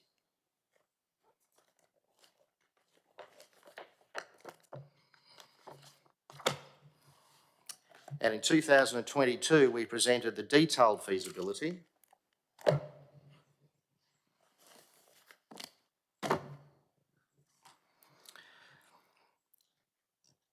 which we felt was inadequately and superficially assessed and was rejected on the city's administration recommendation by a vote of 4-3. I've been at this for nearly 10 years, so I can say councillors may come and go and the administration may change, but you cannot wipe the path that we have been on. A clear motion to move forward is up for consideration. Our strong view is do not kick this down the road. Delay it or seek to make this issue someone else's problem. An opportunity for WASP to finally have a new, multi-use, long-term home in the city of South Perth is in front of you. From our perspective, this is our line in the sand. Now is the time for action. WASP knows what is in our best interests. We've been doing that for 90 years. 60 seconds, Mr Kenny. I urge support for this motion. Thank you. Thank you very much for your deputation. Councillors, do we have any questions for Mr Kenny this evening? Councillor Brenda O'Brandis. Thank you, Mr Mayor, and thank you, Mr Kenny, for your deputation. Just a few questions following on from an earlier question I asked just with regard to synthetic turfs, the cost of replacing that. Do you have an indicative number at all? I haven't revisited that detailed feasibility since it was dealt with in June last year, but I think it is around $300,000 or $400,000 on I think it's about an 8-year cycle the surface gets replaced. Excellent, thank you very much. You mentioned as well the ability to share facilities and share premises. So with regard to cooperated facilities, have you had any conversations with other clubs or associations that you would consider sharing facilities with? The discussions, there were some preliminary discussions with the consultant, via the consultant, when that report was done. We had discussions, I've directly had discussions with the South Perth Baseball Club in attempting to accommodate their needs as well, and we got to a position of being able to provide an additional full-size third diamond and discuss them accessing the toilets, change rooms, lights, storage areas in the new facility, and a draft memorandum of understanding was put to them, which was not ultimately accepted. And I think there were some discussions with the consultant about a rehabilitation group as well that may well be a user of the space. It's quite limiting to talk with any certainty with other groups until you've got some knowledge of timing of what exactly is going to be available. As we saw at Richardson Park, a gym has occupied that successfully now for a number of years. So you need to know what the space is, when it's going to be available, and indeed in the design stage you have the capacity to then modify that design to try and deal with the needs of a particular user. Thank you. And any other specific clubs that you've spoken to, or is it just the one at this point in time? That's it at this point in time. With regard to the financial modelling, so obviously the capital construction cost is quite significant, and that escalated from the 4 million that we originally saw not that long ago, then up to 15 million. With regard to that modelling, are you including things in there such as car park facilities, lighting, or any of the other infrastructure costs outside of the actual facility itself? Yes, the total amount that the QS came up with included all the elements on the basis of the initial, it was quite preliminary. There was clearly no detailed design done, but it was a fully inclusive number. It's not a number that we agreed with, but that was the figure that the QS came up with. And that includes the car parking? Yes. Expansion? Sorry, the car parking as in the immediate car parking adjoining the clubhouse did not include the prospect of additional car parking. The detailed feasibility flagged that if that was needed, we felt that that was a council expense. Thank you. And I can see you're obviously speaking for item 12.5. With regard to item 10.1.1, are you in favour or are you speaking against that? Oh, we haven't got a position. We don't think it impacts on us. Okay, thank you. Thanks very much. Thank you. Councillors, any further questions for Mr Kenny this evening? I might ask one then, and I guess it just follows on from Councillor Brenda O'Brandis's question. There was a mention there of some expenses that you view as being council expenses. Yes. If the motion were to proceed and if the option were to be exercised and the lease go ahead, what do you estimate would be the cost to the city in terms of infrastructure that the city would need to install? The motion as it stands has only a financial impact of the cost of the legals to negotiate the option and the lease. So as it stands, there's no commitment on the city to fund anything. I would refer you to the detailed feasibility, which did include our view that the car parking, if needed, was a reasonable city expense, and also the existing overhead power line that we see as a risk management issue that sits with the city now. And in fact, I'm surprised that you have a power line above an active sports ground where there's footballs, soccer balls, baseballs, cricket balls being hit around, and you've got an overhead power line. I'm surprised that that hasn't been dealt with at a risk management level, and that power line hasn't been put underground. So that's a cost that we flagged as well in the detailed feasibility. But those are future matters. That's not a matter that's in this motion. No, I understand that. I guess, and refresh my memory, because it was about, if I recall correctly, about 425 pages. Was there an estimated cost as to what those city expenses might be? The overhead power line, from recollection, I think Western Power provided a number of 160,000. That was in 21. Thank you very much. Councillors, any further questions for Mr Kenny? No. Thank you very much for your deputation. I'd now like to invite Ms Janesse Gardner of South Perth, who is speaking for the notice of motion at item 12.5. Welcome, Ms Gardner. The microphone is yours, and you have 10 minutes.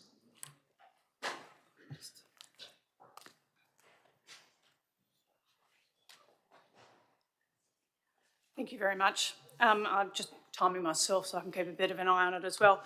Good evening, councillors. Thank you very much for the opportunity to address you. My name's Janesse Gardner. I'm the president of Wasp Hockey Club. Thank you.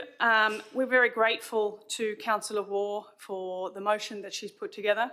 It's been put together independently of us, but shows a detailed and well-researched understanding of the many years of work by our club to develop a home for all our members. So we thank Councillor Waugh for the motion. Wasp Hockey Club, as you've heard, is one of the largest clubs in the city of South Perth, and we turned 90 last year. We have around 750 members. We're 50% male and female. We range in age from 4 to 70. Around 3/4 of our members live in the city of South Perth, with many others just nearby. We cater for the sporting needs of kids, community grades, masters and elites. We're an amalgamated club. We are originally made of the South Perth women, the South Perth men and the old Wesley clubs joining together to create Wasps. We have been at Richardson Park for 60 years. As you've heard from our members, membership in our club runs deep, and there are multiple generations of South Perth families in our clubs. We've been a club deeply connected to our sense of place. We remember Saturdays at Richardson Park being a vibrant, all-encompassing event, starting in the beginning of the day and finishing at the end of the day with many meetings with people across the age groups. As a consequence of that, we had a vibrant volunteer cohort organising events. As we've moved more and more to artificial turf, so the needs of our club have changed. To have a vibrant, connected hub for our club, we need not just grass grounds and a club room like we have at Richardson Park, but we also need an artificial turf located together. Other clubs, such as Whitfords, Melville and Fremantle, have been able to develop these facilities and have seen their volunteer levels and participation in the club, not just in the teams, surge to new levels.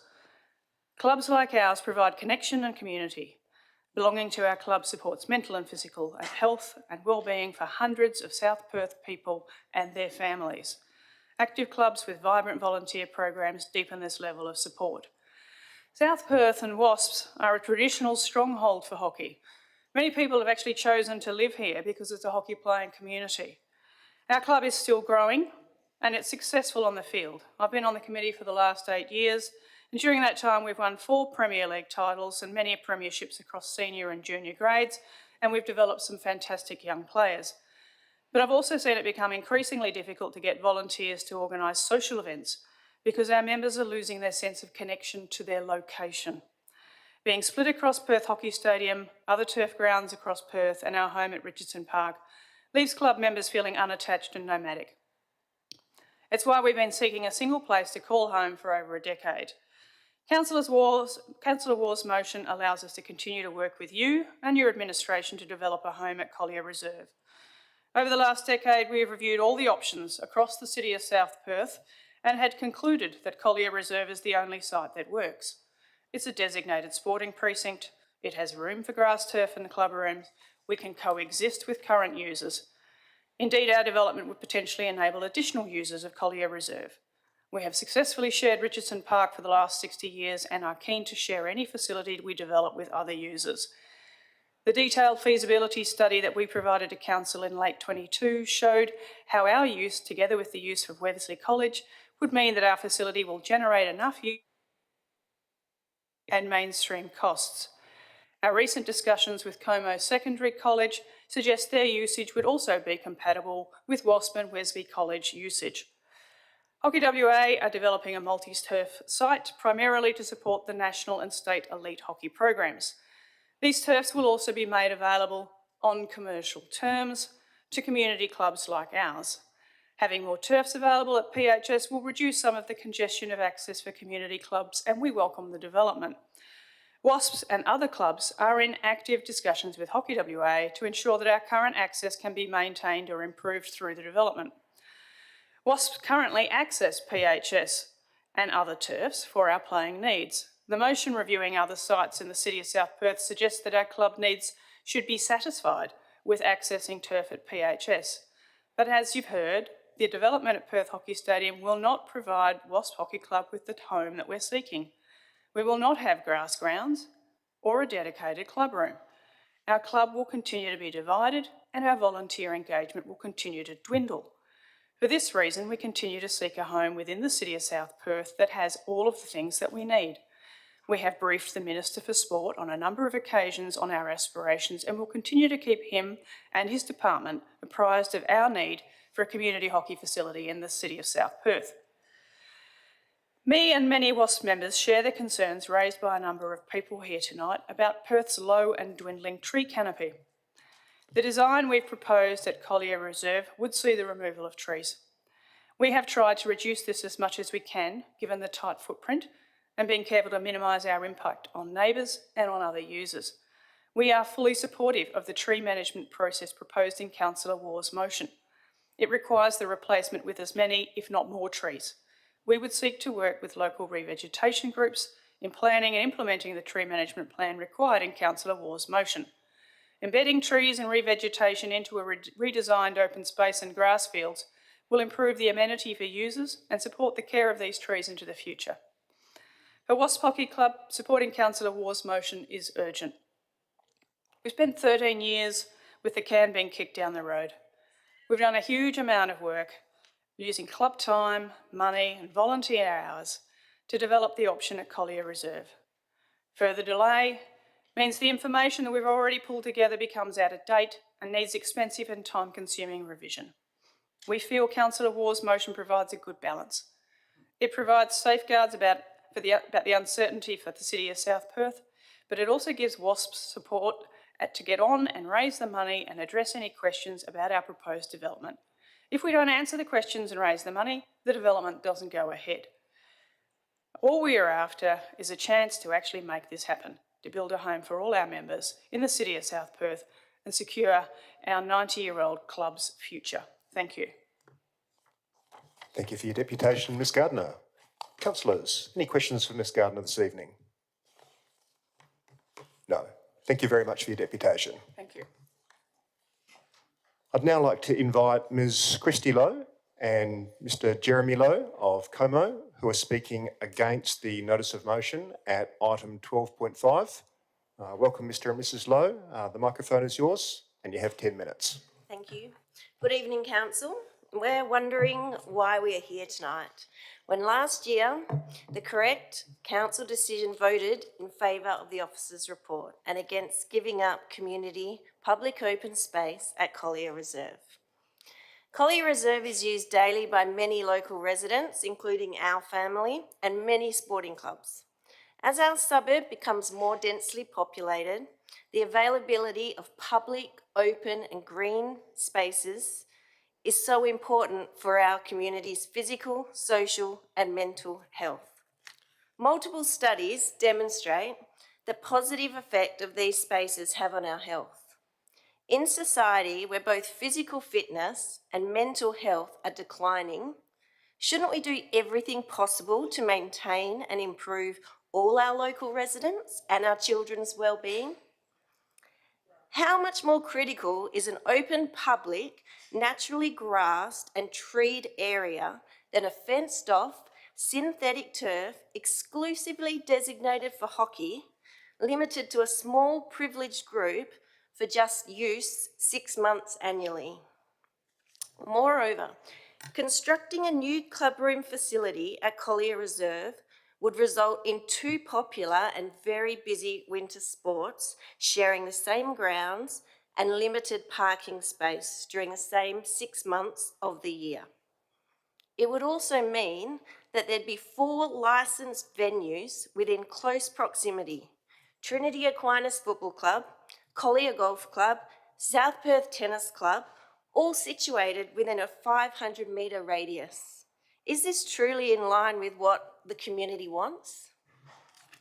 The officer has reported that the new high-performance centre at Curtin University will double its capacity to 4 synthetic turfs. According to the officer's report, Hockey WA has said that one of their 3 operating objectives, I quote, is to be a community playing and training venue, therefore providing unprecedented opportunities for local hockey clubs to maximise growth. Councillor Waugh's motion has led us to believe that WASP will have limited access to this centre, which is inaccurate. WASPs have specifically been named as key partners to help meet this objective. Councillor Waugh states in her motion that Como Secondary is not a viable option for their hockey centre. My understanding is that Como Secondary, a hockey specialist school, is planning to install synthetic turf facilities as part of their school's upgrade. This is a recent report. I believe this option needs to be explored thoroughly before any decision about leasing any part of Collier Reserve to WASPs is made. Councillor Waugh also states there are deficiencies at their current home, Richardson Park, but does not elaborate. This contradicts the city's report on agenda item 10.11, which suggests that there is perhaps space now next to Kwinana Freeway that may be a suitable site. Currently, Folks, Ms Lowe, I'm sorry to interrupt. Folks, okay. Can you please be quiet while other people are speaking? I find it strange that I've had to ask 3 times now. Please just listen to the deputy. Okay, not long. Currently, WASPs occupy Richardson Park along with South Perth Cricket Club. We've heard that. A perfect arrangement, given both cricket and hockey require the same surfaces. They utilise club rooms, they utilise fields solely for half of the year. This is for the entirety of both the winter and the summer seasons. Considering they already have a club room there and its proximity to the golf course, zoo and busy freeway, which would mitigate residential impact, it would be more logical to install the turf here. I believe it makes sense to explore Richardson Reserve as also a potential location. We are extremely concerned about the vested interest of many people here this evening.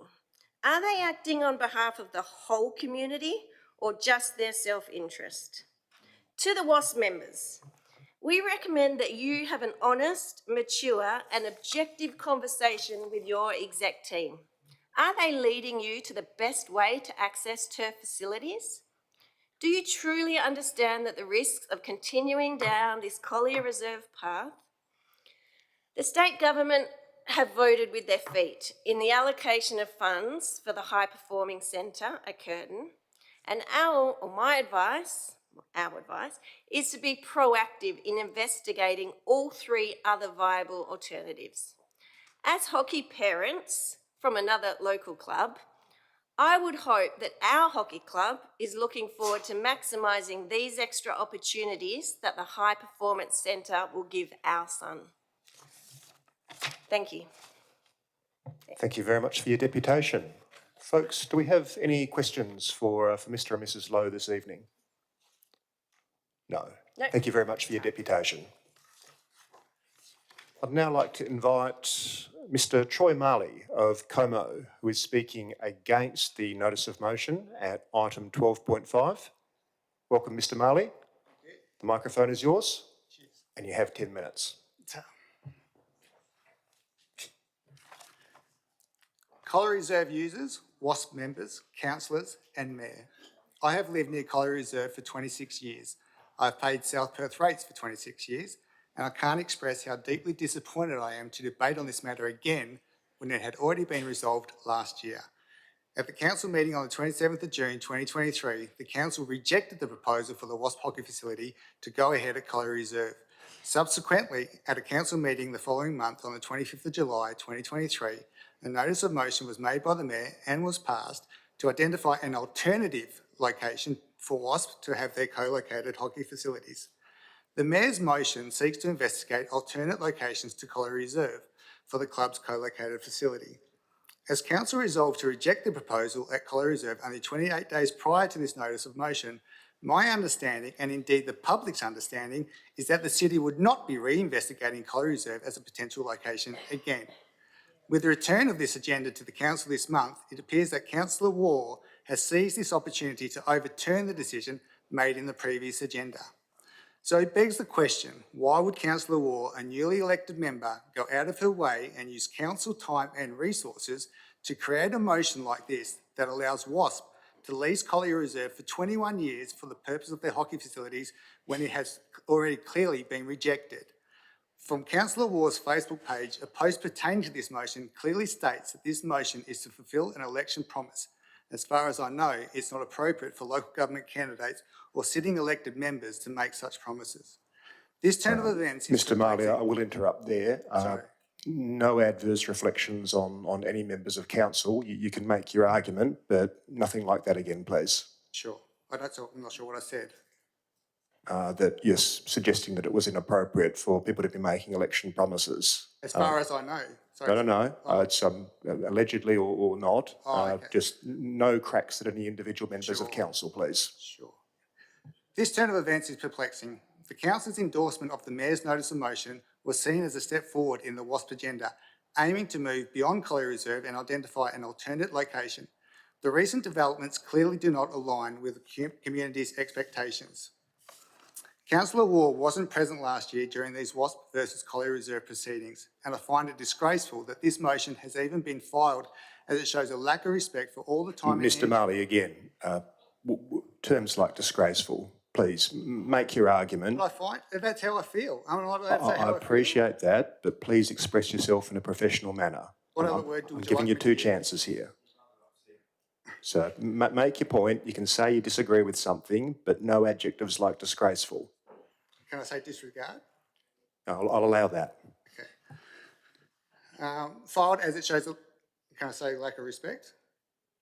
You're pushing it, Mr Marley. Sorry, okay. Please, Sorry. come on. I'm being very patient with Okay. you. Don't exhaust my patience, please. Sorry.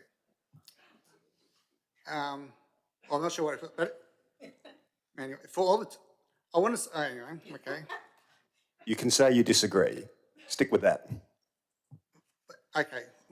How do I say I feel like it disrespects all the time and energy everyone put in the last year? How do I say that without saying that? Okay. I won't say, Find a way without coloured adjectives, please. I'll pass that bit.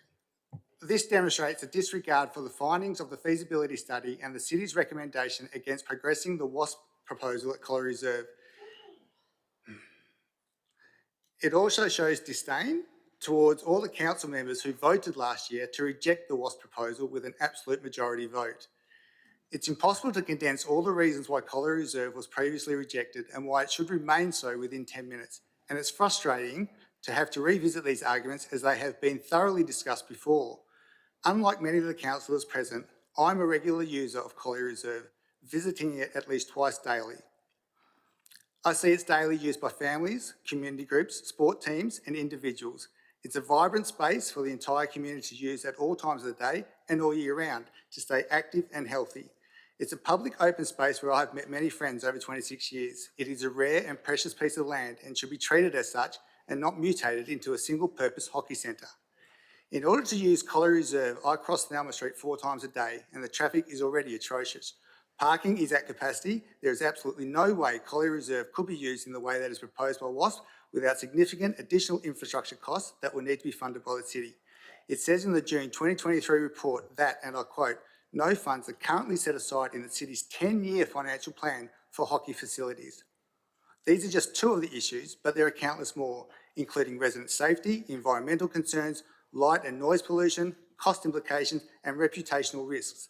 These were among the reasons the proposal was initially rejected, and they all remain relevant today. Nothing has changed. The only new development is our knowledge that the High Performance Hockey Centre will have 4 turfs accessible to the club. Ironically, this strengthens the argument against WASP leasing the land at Colliery Reserve and building their facilities there. Let's have a drink here.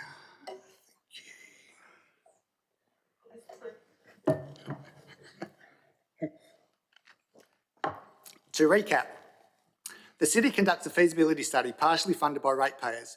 This led to the city concluding that Colliery Reserve is unsuitable for the WASP hockey facilities.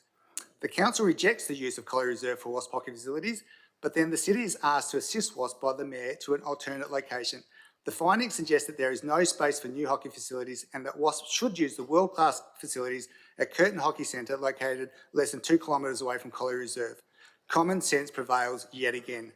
Council needs to stop going back and forward and proceed with a decision that has already been made.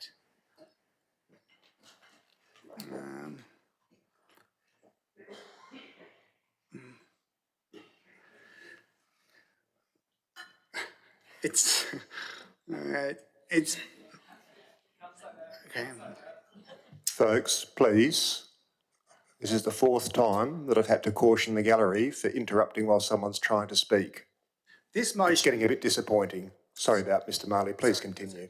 This motion seeks to reject all the city's suggestions, overturn the council's previous vote and grant WASP the opportunity to lease a portion of Colliery Reserve for 21 years. This demonstrates a clear... for the broader community, putting the interests of WASP members above all others. It's baffling why such preferential treatment is being extended to WASP by this council. If this motion is approved, it will severely damage the credibility of this council. Additionally, the fact that the Mayor is an ex-co-patron of the club and Councillor Prendeville was the ex-president raises further concerns about the integrity of the council and its elected members. Local residents and the Como community lack alternate options for public open space in this area. Therefore, I propose a motion to Councillor Waugh. Why doesn't Councillor Waugh rescind her notice of motion and lease Colliery Reserve to the public for 21 years? That will ensure its protection against any threats to repurpose it for any purpose other than serving as a public open space for the entire community, rather than solely for the benefit of one sporting club or school. I urge the council to vote with integrity and impartiality by rejecting Councillor Waugh's motion and upholding its previous decision. Thank you. Thank you for your deputation, Mr. Marley. Councillors, do we have any questions for Mr. Marley this evening? No. Thank you for your deputation. I'd now like to invite Dr. Louise Johnson of Como, who is speaking against the notice of motion at item 12.5. Welcome, Dr. Johnston. Thank you. The microphone is yours and you have 10 minutes. My name is Louise Johnston and I've been a resident of Como for almost 30 years. I oppose the proposal to grant a lease for Colliery Reserve to the WASP's Wesley Hockey Club.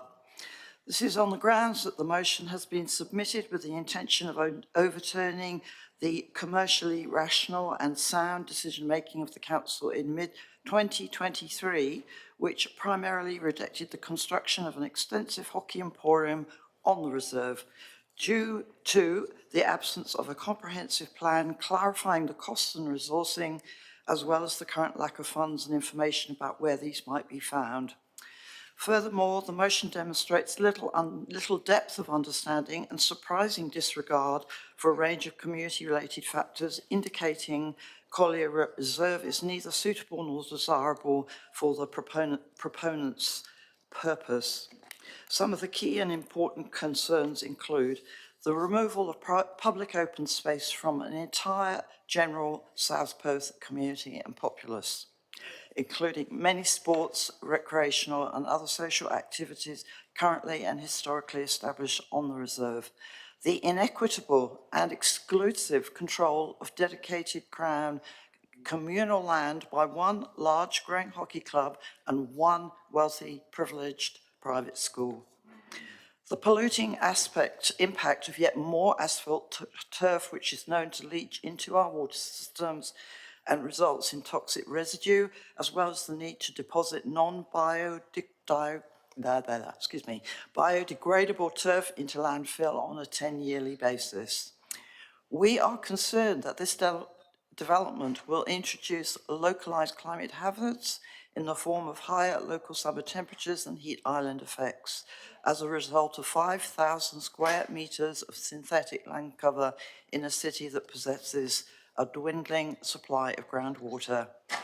The environmentally disastrous implication of removing some 43 mature trees which provide shade, protection, cooling and homes to people as well as endangered animals, and a substantial increase in people, vehicles and noise into an area of narrow streets that is already known to be congested and struggles to accommodate current growth and development. We're also concerned about the introduction of intrusive infrastructure, about more car parking, walkways, litter bins, power lines, signage, etc., sufficient to accommodate many hundreds of players and their families at one time.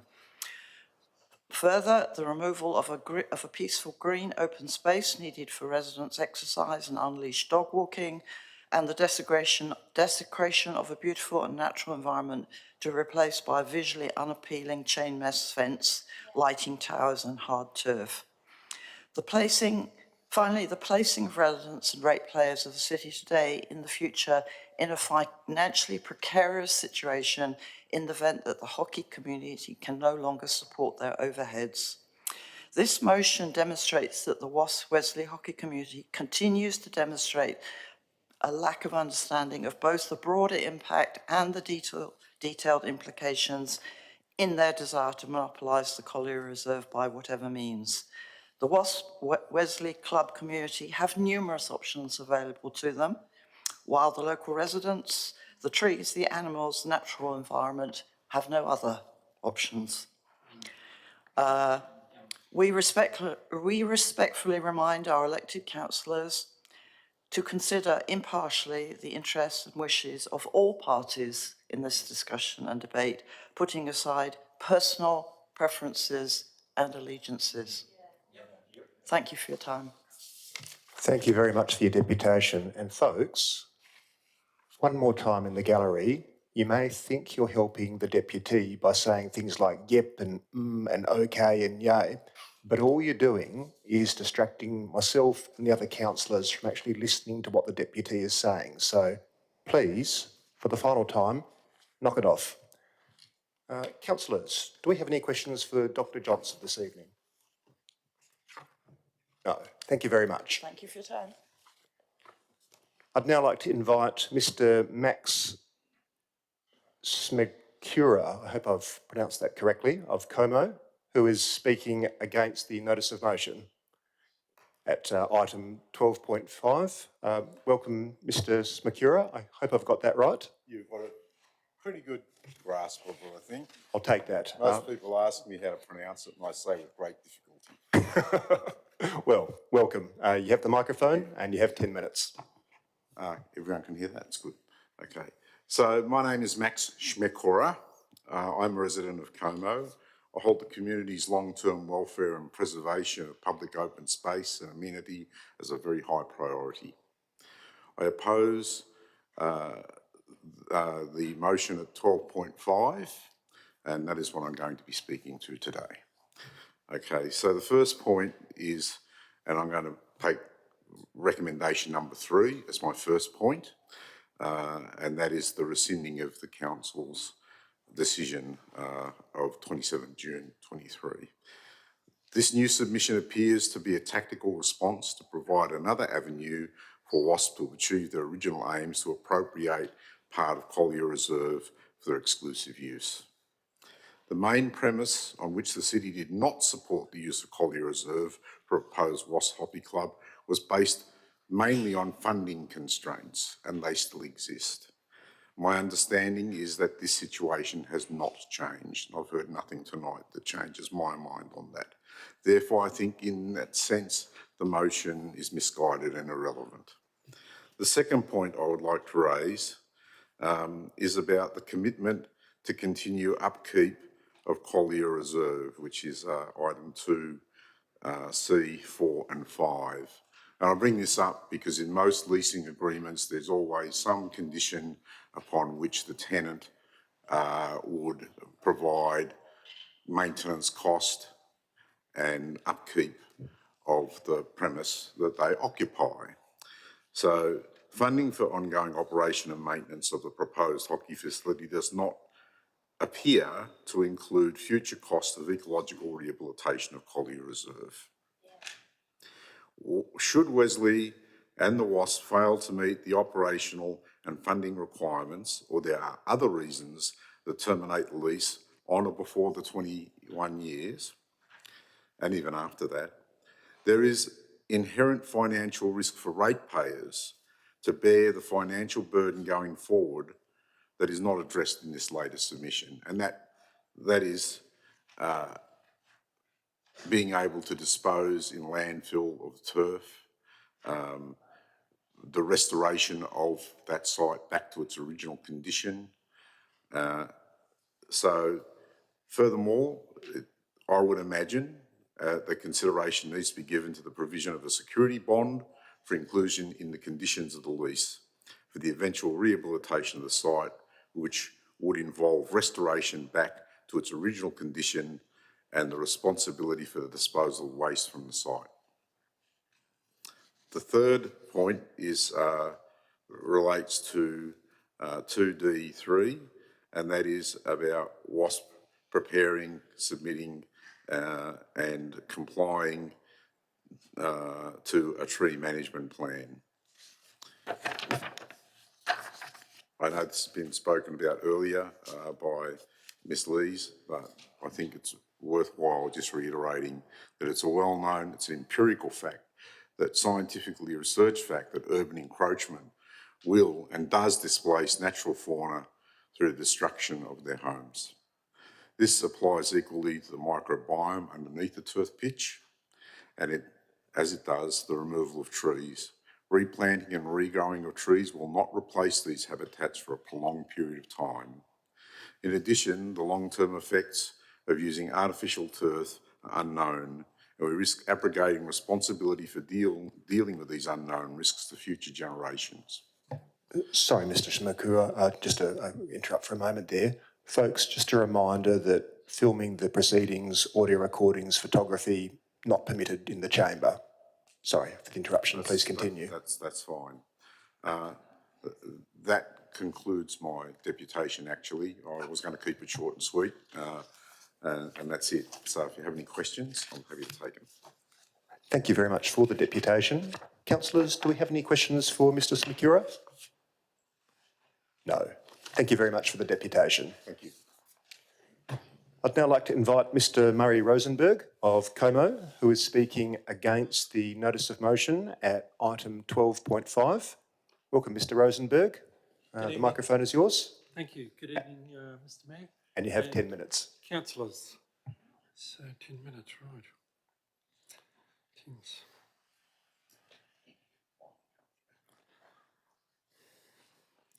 Did I have a PowerPoint presentation? Oh, thanks. Great. So that shows, this was a recent photo taken, which is just the arrow? One of the arrows, is it forward and back? Yeah. Thanks. This shows a recent photo of the use of Collier Reserve by the South Perth Junior Hockey Club. South Perth Junior, sorry, Cricket Club. The South Perth Junior. And you can see the whole oval is being used by these young people. Naturally, I suppose, that cricket club has its own community and they love what they're doing.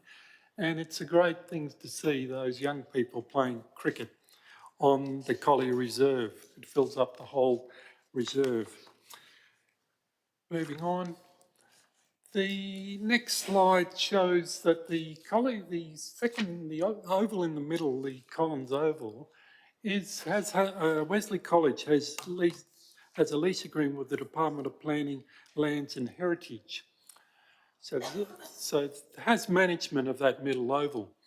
If this proposal was to go ahead, then Wesley College would really, in a large degree, have management of two public open spaces of the community, and that seems a little unfair to me, that one wealthy private school would have that access.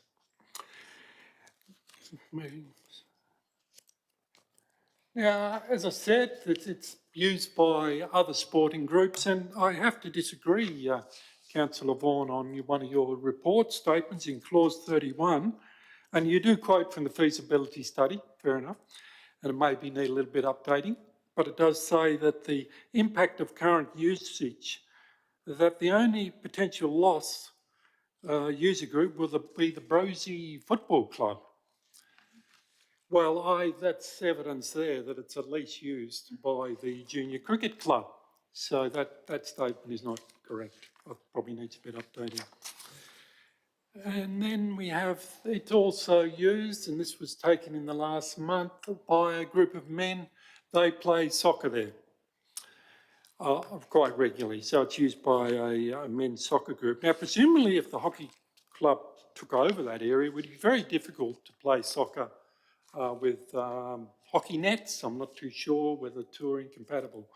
So I'm not too sure what would happen there, because in the speakers which were speaking for this motion, they said they're quite keen to share the facilities. But my experience is that whenever you mention to people who are for this proposal, they usually say, oh, well, they can move somewhere else.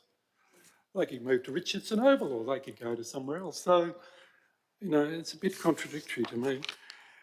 So moving on. So, now, the actual number of members of WASP who live in South Perth, this is a graph I did. You can see the number of members who live in, of the club, who live in South Perth. The figures are roughly 400 members you've got in WASP, and there's 44,000 residents in South Perth. So that's less than 1%.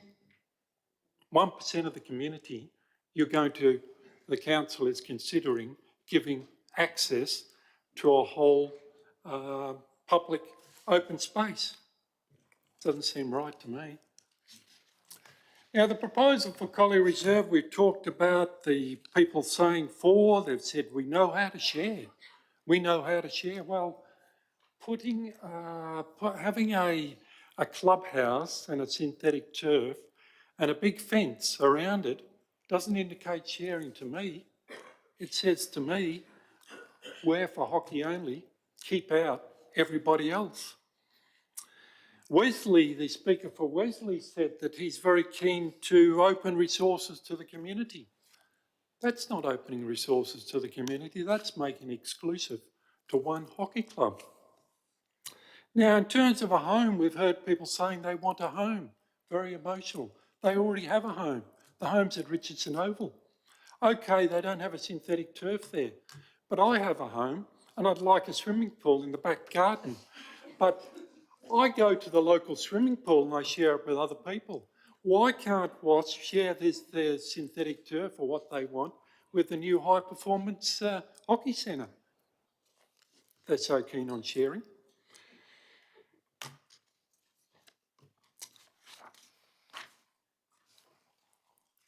The recent history, as we've heard before, and I won't dwell on this because I'm one of the last speakers, so a lot of this has already been said. But just to reiterate, this proposal has been gone through and it was rejected by the council at their meeting on the 27th of the 6th, 2023. Now, Councillor Ward, you dismiss the officer report concerning this issue in your report that was presented to the council with a single statement. The statement is, quote, making a critique of the feasibility study without adequate basis, clause 59. But then you don't go on to explain what are you actually critiquing? You don't actually cover the issues why they rejected the feasibility study. All you do... Mr Rosenberg, if I could just interject there, perhaps if you can make the arguments to the council as a whole rather than to individual councillors. Fair enough. You got it right, Mr Mayor, you got it right. Apologies there. Yes, so there's no argument really about what the reasons were for rejecting the proposal, the feasibility study which the council got in the end of 22. The council officers reviewed it. They came up with various difficulties, and then they suggested not to go ahead with it, and that's what the council approved. But I find that Councillor Ward didn't really address those objections. And it's really disappointing, as other speakers have said, to be coming back to a decision by the city that has already been made about this proposal. I mean, when you're playing hockey, I'm sure there's games or the finals where you lose the match. I know it's very disappointing, but surely you just have to go on and say, well, I lost that, move on. And I would really like Wasp to move on. The decision's already been made. As one of the person said before, one of the speakers for this case, they said it is now time that there's decisive action on this matter. There's already been decisive action. The decision's been made 8 months ago. Can Wasp please move on? The decision's been made. And one of the main reasons for the objection that the council had, the council officer was saying, was the finance. The original cost was 4.5 million. It's now, then 14.8 million. Now, with every respect to Councillor Waugh, I do think there's very little detail in her report about cost. It's not even mentioned. Isn't this really significant for the council? Doesn't it want to know how much is going to be committed for? Or are they just going to go blindly into this motion? Oh, we don't know how much it costs. We'll just, we'll see how it goes. This is very important. This is ratepayers' money. Now, at the time, I think we've already flagged that the council's probably going to be up for this extra car parking spaces, 100 car parks. The sinking of the overhead power lines. And previously, the cost of the grass hockey pitches. I'm not too sure about the floodlights, I really don't know, but who's going to pay for those? The reticulation system, when you put down this synthetic turf, you're going to have to dig up the existing reticulation system and move it somewhere. Presumably the council has to pay for that. But all this information is, there's no figures here, nothing. Just go on. It doesn't seem to be a good use of or a reasonable way that the council should operate. Now, the alternative site for the Wasp Hockey Club, this has been mentioned. I won't go into this in a great deal. 60 seconds, Mr Rosenberg. Thank you, Mr Mayor. But I do mention that the Wasp has mentioned in the Ford case that they value sharing. Here is an opportunity to share. And just according to the officer's report, it is confirmed that there'll be 4 synthetic turfs at the hockey centre and expanded facilities to accommodate local clubs, including Wasps, Xavier Hockey Club, and Xavier. Wasp, they mention that. The officer report says that. But Councillor Waugh says in clause 57, Hockey WA does not represent itself as a presider of facilities for local clubs. So what's going on here? The statements are contradictory. So I won't go on with that because it's pretty well been covered by other speakers. So finally, councillors, I do urge you to reject this motion, support the officer's recommendation at item 10.1 regarding Wasp, working with the city and the hockey. That's time, Mr Rosenberg. I'm sorry to cut you off. That's fine, Mr Mayor. That's thank fine. you. Thank you very much for your time. Councillors, do we have any questions for Mr Rosenberg about his deputation? No. Thank you very much for your deputation again. And I'd now like to invite Mr John Fermier of Como, who is speaking against the notice of motion at item 12.5. Welcome, Mr Fermier. The microphone is yours and you have 10 minutes. Thank you very much.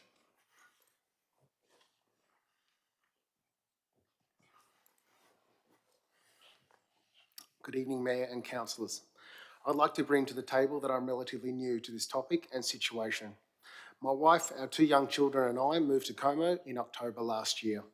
Our decision was driven by years of careful consideration to find a suitable school for our children, which led us to St Columba's in South Perth.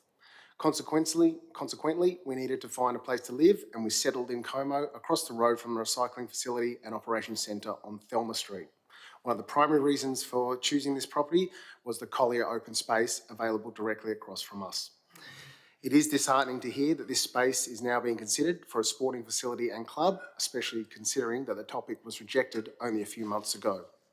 As a result, as a concerned resident from the community of Como, we strongly oppose the proposed development of a hockey facility at Collier Reserve on Thelma Street and urge the council to reject Councillor Waugh's motion. Having recently moved into the neighbourhood, it didn't take us long to realise how important and special Collier Reserve is to the local community, especially to the families living within the community. I jog at the reserve at 6 a.m. every morning, and my children, along with the other families and their children, enjoy playing in the fields across after school and on the weekends. We're very lucky to have this green space available to everybody here. We've also noticed how busy the roads get. Crossing Thelma Street with our children to get to the park is already quite challenging. Introducing such a development would further exacerbate traffic issues in the neighbourhood and raise safety concerns. We believe that the proposed location is unsuitable for such a facility, especially considering there's a better option available just a couple of minutes away. The nearby redevelopment site at Curtin will have the infrastructure to handle the expected traffic volume, as well as sufficient parking for hockey players and spectators that a sports club of this size would attract. It's our understanding that the club intends to operate from as early as 6:30 a.m. to as late as 10 p.m. The noise generated by hockey activities, including noise generated from crowds, whistles, sirens and general game and training, not to mention the floodlight disruptions in the evening, would significantly disrupt the daily lives of residents in the area. This disruption would compromise the livability of our neighbourhood. Constructing a co-located hockey facility in a neighbourhood park so close to homes defies logic. Equally troubling is the reconsideration of this hockey development proposal, previously rejected only months ago without any explanation for this sudden change in the report. We strongly urge the council to reject Councillor Waugh's motion and prioritise the needs and concerns of the local community over the interests of a single club in this decision-making process. Thank you for your consideration. Thank you for your deputation. Councillors, do we have any questions for Mr Fermier? No. In that case, thank you very much for your deputation. Folks, that concludes item 8, I'm pretty sure. Yes. We'll move on to item 10, which is the draft February reports fairly shortly, but since we've been at it for the best part of 2.5 hours, I'm going to call a 10-minute adjournment, allow people to freshen up and get some, well, a bathroom break if they need one. I'll see you all back here at 8:35 p.m.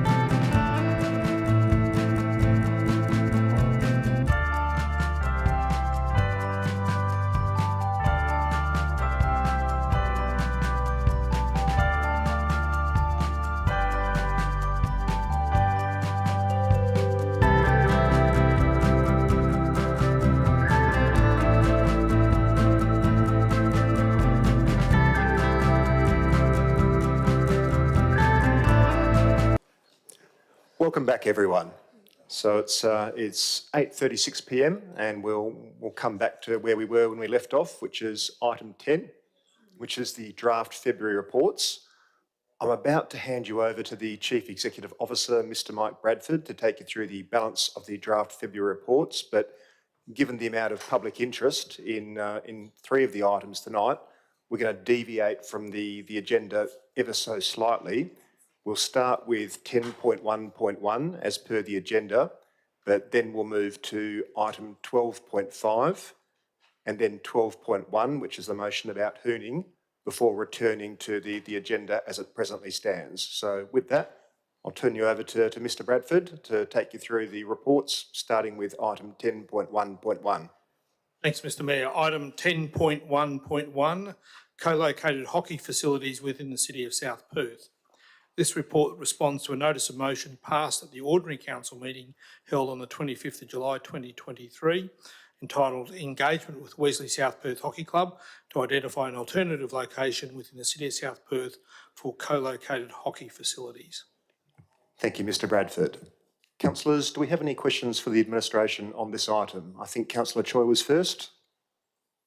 Yes, thank you. Firstly, it appears the new Australian High Performance Hockey Centre will feature 4 synthetic turfs that the Wasps Hockey Club may be able to use. And given from what we've heard this evening through the deputations that there are around 30 teams and multiple levels within the club, I'm just wondering how many synthetic turfs realistically does the Wasps Hockey Club may actually need or want for future need from Collier Reserve? Ms. Shaw, should I send that one in your direction? Thank you, Mr. Mayor. So to date, Wasps have only sought construction of 1 synthetic turf at Collier/Collins. Notwithstanding access to the High Performance Hockey Centre, as detailed in the officer's report, Wasps have reiterated to the City that their position was that any outcome at the High Performance Hockey Centre would be a compromise solution, and that Collier Reserve/Collins Oval is the best solution for the club. Hockey WA have stated that the 4 turfs would provide sufficient capacity to meet the needs of all of the local clubs. And the turfs at Perth Hockey Stadium would be programmed across all 4 turfs to meet the needs of the local clubs. So I think in terms of whether or not there would be access to a specific turf at the High Performance Hockey Centre, it's more about the programming of the use of those turfs, and Hockey WA have confirmed that there was capacity for all of the local clubs. Thank you, Ms. Shaw. Councillor Navard, I thought I saw your hand go up there. Thank you, Mr. Mayor.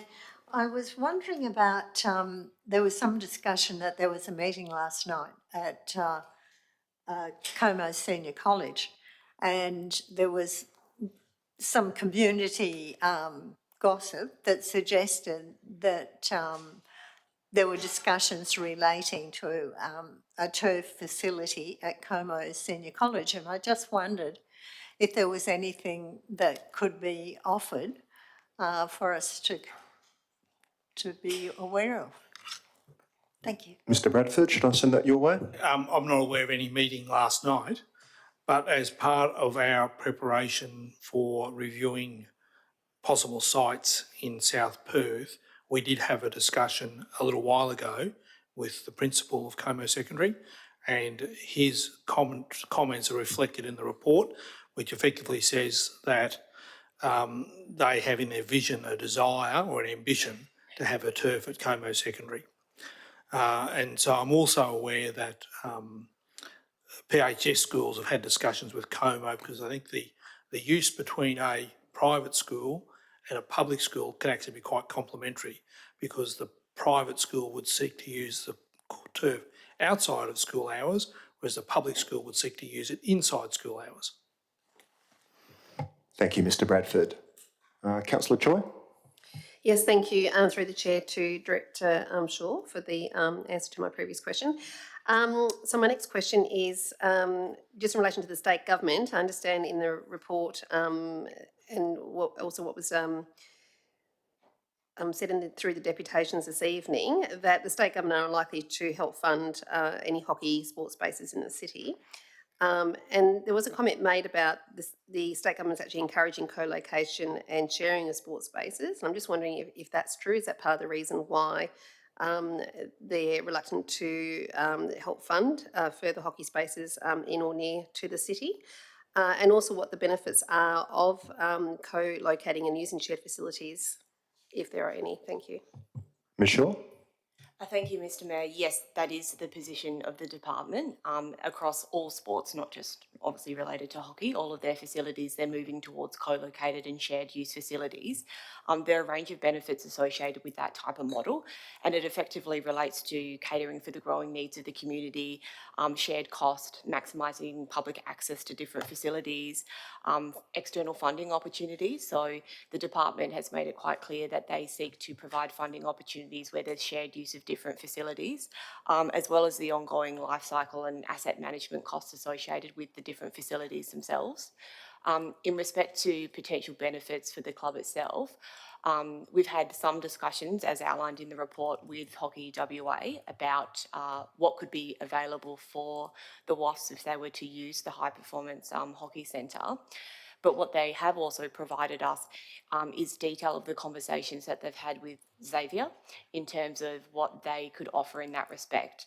And some of the things that they have provided, which would also be available to WAFs, is things like access to the turfs multiple times a week for the seniors and the juniors, access to the meeting rooms at no cost, no outgoing lease and licence fees associated with the use of the turf, no repairs and maintenance costs, reduced turf hire fees, installing club signage and providing club signage and memorabilia to be displayed, which is often a concern where there's proposals to share facilities.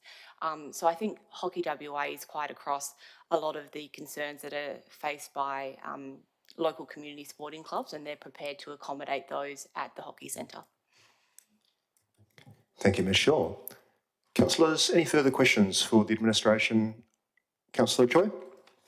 Yes, thank you. Through the chair again to Director Shaw. We also heard through the deputations this evening that this item doesn't really seem to have a lot of bearing to the Wasps Hockey Club. And I'm just wondering though, from the city's point of view, would there be any implications for councillors to go against the officer recommendation if they were in mind to? Ms Shaw? Thank you, Mr. Mayor. It depends what an alternative motion was. If it was the case that council decided to not adopt the officer recommendation, it would just mean that we would continue to provide support for WASP right now at Richardson, like we already do. But the risk that could potentially arise is that the state government and Hockey WA may see it that the city and the WASP are unwilling to collaborate in terms of the future use of the Perth Hockey Stadium. So we obviously want to be in a position where we can assist and facilitate WASP for use of the turf if it's something that they're interested in pursuing. Thank you, Ms Shaw. Councillors, any further questions for the administration on item? Councillor Wall. Thank you. I'd just like to ask the question. Is there any issues with this item 10.1.1 being approved as well as item 12.5 being passed as well? Ms Shaw? Thank you, Mr. Mayor. No, they can both run concurrently. So we can continue to engage with WASP and Hockey WA as well as progressing the notice of motion. Thank you, Ms Shaw. Councillor Prendeville. Thank you, Mr. Mayor. I just had a question.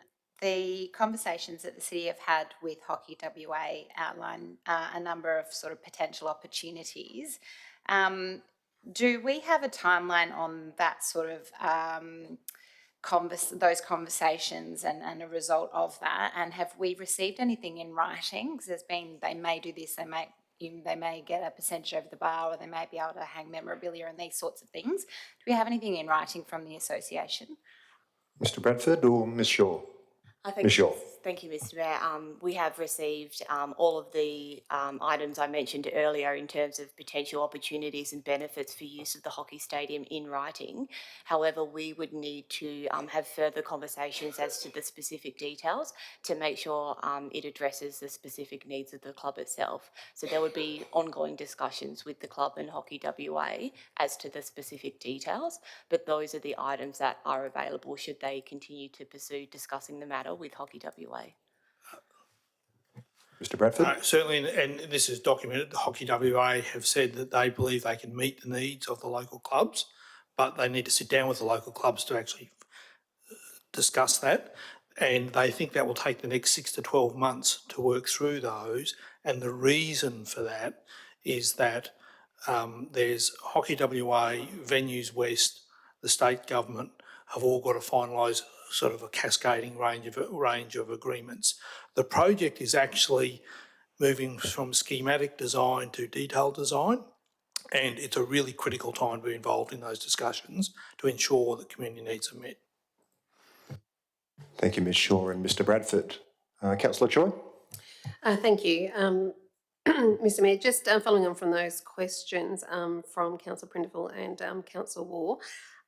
First of all, to the best of the city's knowledge, have Wasps Hockey Club liaised with Hockey WA yet about the new performance hockey centre?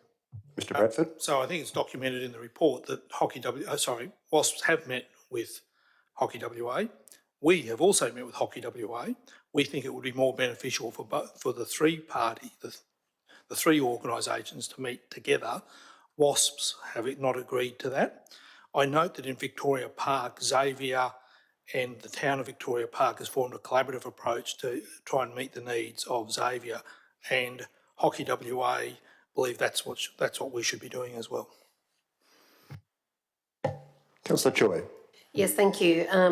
Through the chair to the CEO, and yeah, just my final question in relation to Councillor War's question, just follow up from there, pertaining to both the items on the agenda that are kind of related.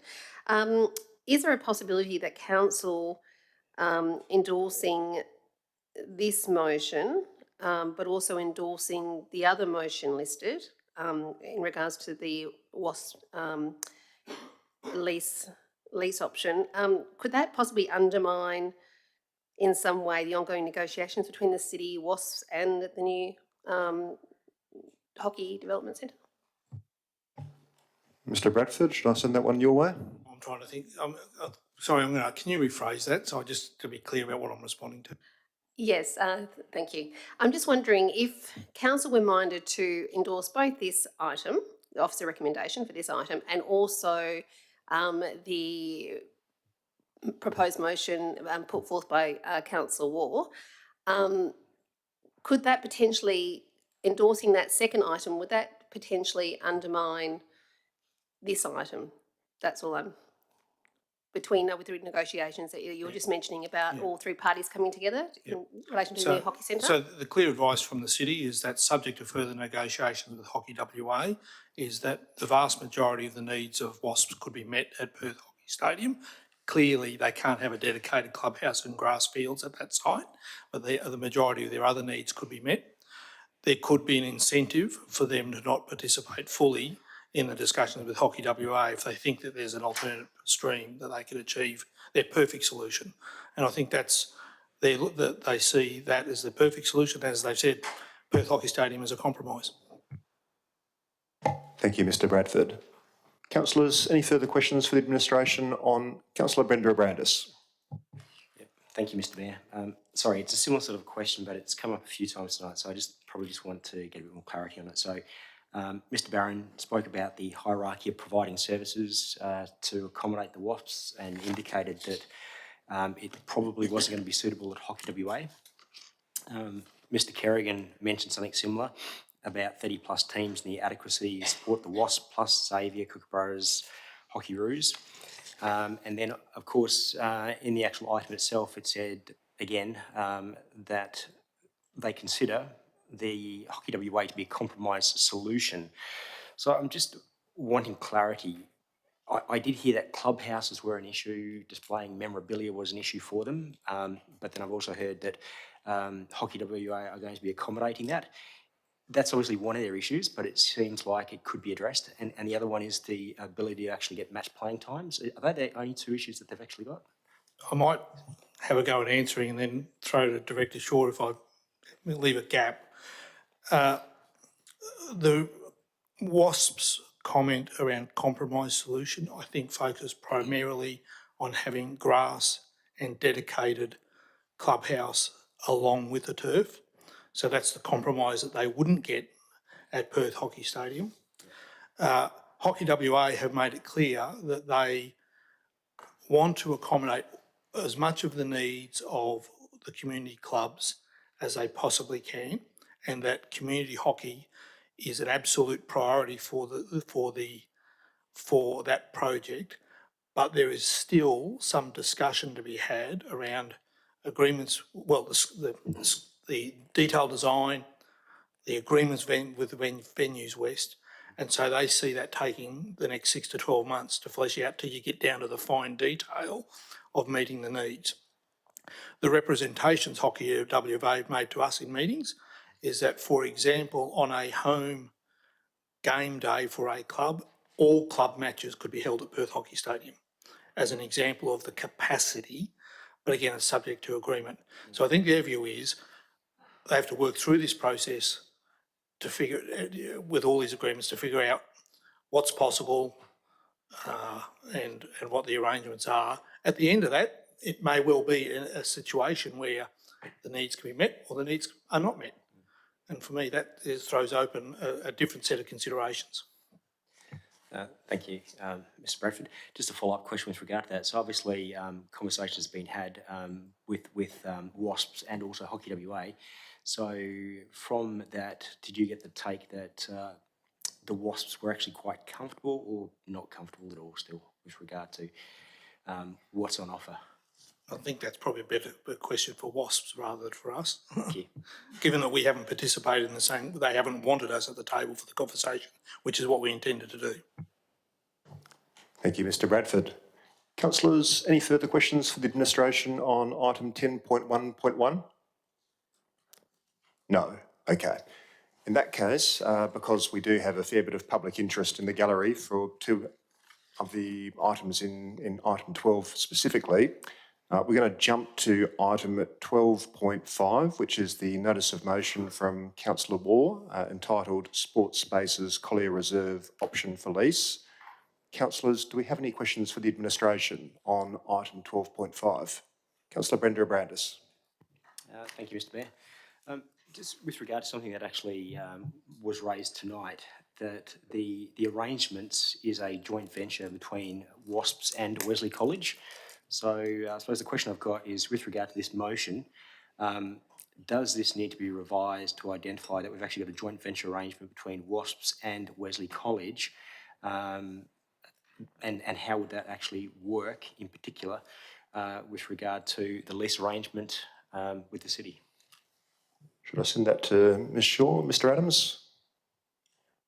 Mr. Adams. We'd normally negotiate a lease like this with one head lessee, and I guess, you know, we'd be able to accommodate their arrangements within that lease. I don't know exactly how they're proposing to structure their joint venture, partnership, whatever, but I think the way that this is worded is pretty clear that we would continue to negotiate with WASP as the head lessee. Thank you, Mr. Adams. Councillors, Councillor Brenda Abrandis. Thank you, Mr. Mayor. Thank you, Mr. Adams. Just a follow-up question again. So if we were to negotiate this with the WASPs as opposed to Wesley, obviously Wesley have got more financial backing, would we just be seeking some sort of comfort with regard to financial commitment of Wesley? Mr. Adams, should I send that in your direction or to Ms. Shaw? So Mr. Adams. We obviously haven't got to that level of detail yet. However, I guess as we would do with all agreements that the city enters into, we would look to mitigate any financial risk to the city, and whether we did that through some sort of guarantee arrangement or whatever other arrangement was deemed appropriate, that would be in the final details that would be brought to council for a final approval. Thank you, Mr Adams. Councillors, any further questions? Councillor Choi? Yes, thank you, Mr Mayor.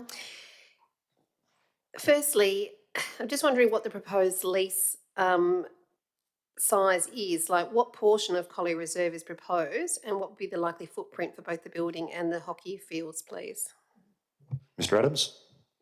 So I guess that's detailed to a certain extent in the feasibility study. However, you know, that would be part of the negotiation because as this motion says that there would be a need for licences and leases because we would look to have a lease over the exclusive use part and licences for the areas that were non-exclusive use and open to the public. So again, that would be something that we'd have to work out through the negotiations and come back to council with a final map of the area that showed the surveyed area that was for lease and for licence. But that would be, you know, when we bring the final documents back to council for approval. Thank you, Mr Adams. Councillor Choi? Yes, thank you. Through the chair to Director Adams. So my next question was in relation to the start time on the lease. What would be the proposed or expected start in the contract? Would it be like after development approval is received and or after funding attainment? And how long would the club have the exercise or the lessee, whoever that might be, have to exercise the option to lease? Would that be indefinitely or would there be some sort of prescribed time limit on it? Mr Adams? So I think part one of the notice of motion talks about preparing a deed granting a 2-year call option.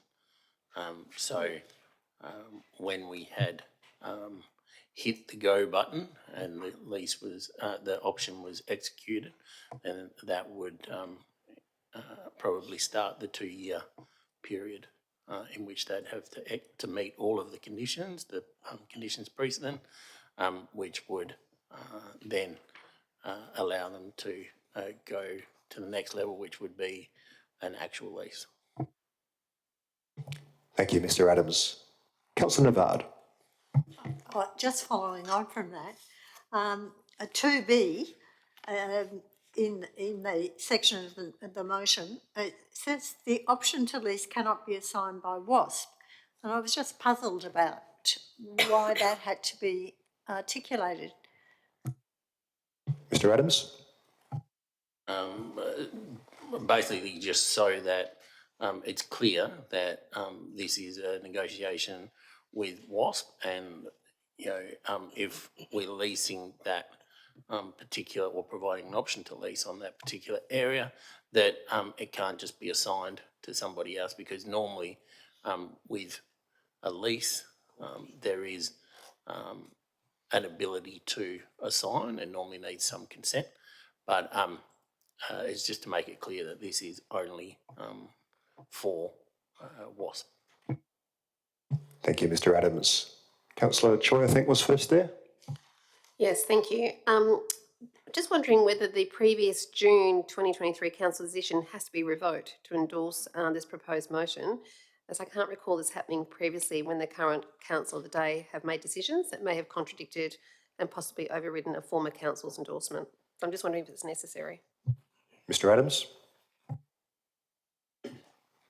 So given the decision was not to proceed at Collier Park previously,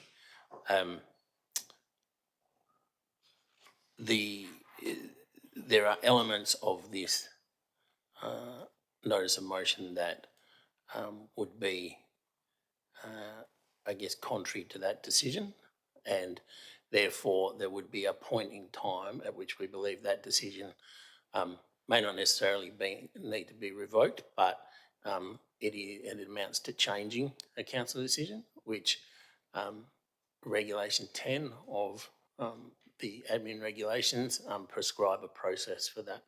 And so in our view, it's better to do that up front and be clear that there are probably elements of this decision that requires a changing or a revocation of that particular previous decision. Thank you, Mr Adams. So just adding to that, we advised Councillor Warner that would be appropriate to put that in. Councillor Nevada, I saw your hand go up there. Yeah, thank you, Mr Mayor. I was just wondering, back to the trees, and I guess this is directed at Ms Amprimo, but there was some, I think, citizen count of 43 trees on the spot, and I just wondered how feasible would it actually be to, given that there's so much sport activity across the three areas, for those trees to go back into the area. 43 trees. Might send that one in Ms Shaw's direction, actually. Ms Shaw? Thank you, Mr Mayor. I actually have the specific amounts from the consultant's report. The development would potentially result in the loss of 25 non-native palm trees, 15 non-native jacaranda trees, and 3 native peppermint trees. And there was some comments made in the consultant's report that if it was the case that development approval was granted for the turf in that location, that there would be offset measures provided to account for the loss of the trees that had been removed. Thank you, Ms Shaw. Councillors, any further questions for the Councillor Choi? Yes, thank you. I'm just wondering, in regards to the synthetic turf, why does it have to be enclosed? Like, would it need to be fenced off? Definitely. Who should I direct that one to? Ms Shaw? Thank you, Mr Mayor. It's to prevent damage and vandalism to the turf itself. Thank you, Ms Shaw. Councillors, any further questions? Councillor Brenda Abrandis. Thank you, Mr Mayor. Just with regard to, following on from Councillor Choi's question with regard to the trees, do we have any indication of the age of the trees and sort of what canopy cover that we're actually going to be losing? Just that my expectation is the trees would be fairly mature and providing substantial canopy cover, and so to regain what we lost will take a considerable amount of time. Ms Shaw? Thank you, Mr Mayor. As part of the consultant's report, there was no accompanying arborist report as to the health of the trees themselves.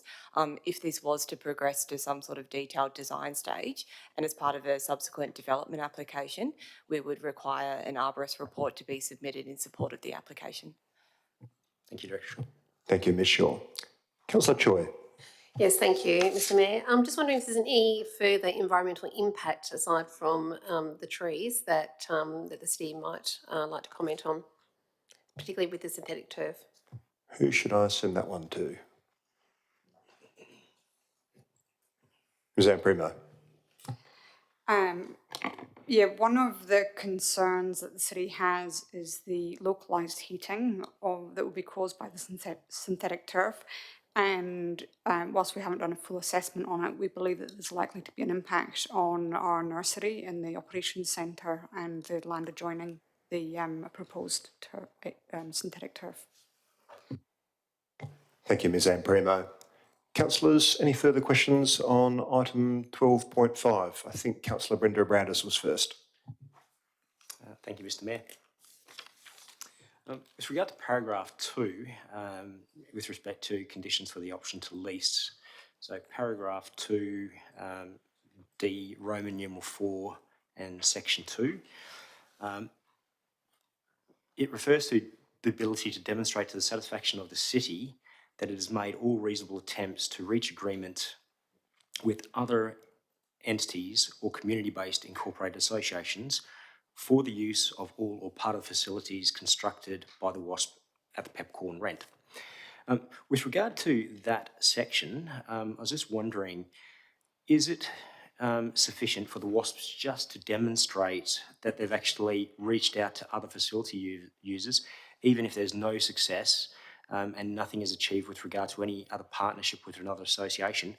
Or does the city believe that to meet these requirements for Development Control Policy 5.3 Clause 3.6, which states that sporting grounds and facilities, when not in club use, are available to the public? If the city could please comment on that. Mr Adams, shall I send that one your way? Well, I think that's something for council to decide. I guess, you know, this, whatever proposals put forward will be assessed against that policy, the WAPC policy. So they'll be the ones that make the final decision as to whether the development application can be approved in consideration of that policy. Councillor Brenda Abrandis. Thank you, Mr Mayor. And sort of a follow-on question with regard to that. So we heard tonight that the facility would probably only be used for 6 months of the year. Is that correct? And if so, and also, what other clubs or institutions could actually use those fenced-off grounds when they're actually dedicated for hockey facilities? So my expectation is that there'd be limited other use. Mr Adams? So my understanding is that the hockey synthetic turf itself would be an exclusive use area. The other areas, I think we'd need to make all attempts to make them areas that are accessible for other users and members of the public. So I think we'd only be talking about the synthetic turf as being fenced off only for use by the hockey club. Thank you, Mr Adams. I think Councillor Navard was first there. Yeah, thank you, Mr Mayor. I was just wondering about if I could have clarification about the comment about the peppercorn rent, and what it was referring to. Was it peppercorn rent for wasps, or was it peppercorn rent by wasps to other people? Mr Adams. Yeah. Well, my understanding, and remembering it's not my motion, but my understanding is that this relates to other potential users of the facility being able to use it for a peppercorn rent. Thank you, Mr Adams. Councillor Choi, I think I saw your hand go up there. Yes, thanks, Mr Mayor. One of the deputies was talking about a cost to the city, and I think they said that there was no cost to the city aside from the lease and legals.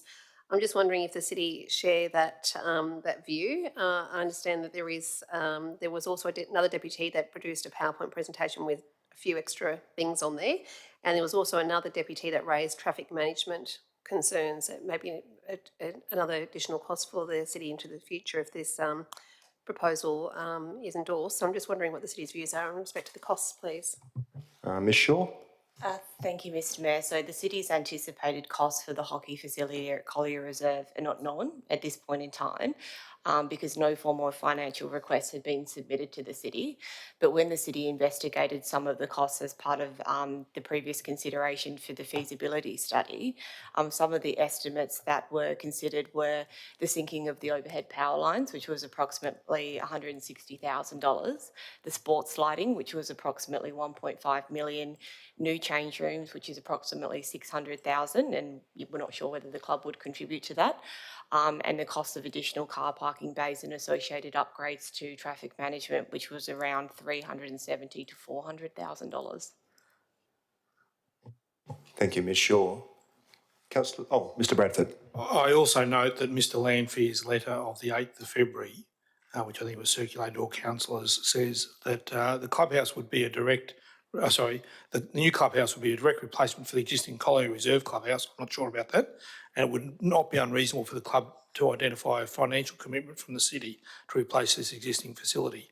I think that's new news to us. I don't think we were aware of that in the feasibility study, if in fact they're proposing that. Thank you, Mr Bradford. Councillor Choi. Yes, I think it's my last question. Thank you very much. There was another deputy again that raised, perhaps some bias in council's decision-making if we endorsed this proposal for a single club versus what council decided only recently for the Element Reserve feasibility study to make it independent. I'm just wondering if the city has a view on that in terms of good governance and consistent decision-making by council. Mr Adams? So councillors are required to declare an interest if they have one. I believe that a number of people have done that. And if it's an impartiality interest and it's been declared, then if you're in the chamber, you're required to vote on it. So it's up to individual councillors to make sure that they're voting on items on their merits. And that's all I can really say. Thank you, Mr Adams. Councillor Choi. Sorry, to Director Adams through the chair, that's not actually what my question was asking. I'm just wondering in terms of council's consistency in decision making. Council made a decision only recently on the Elm Reserve on the South Perth foreshore about supporting, I think it was Councillor Cridland's motion to remove Wesley College from the feasibility study in terms of their co-contribution to make it an independent study by the city.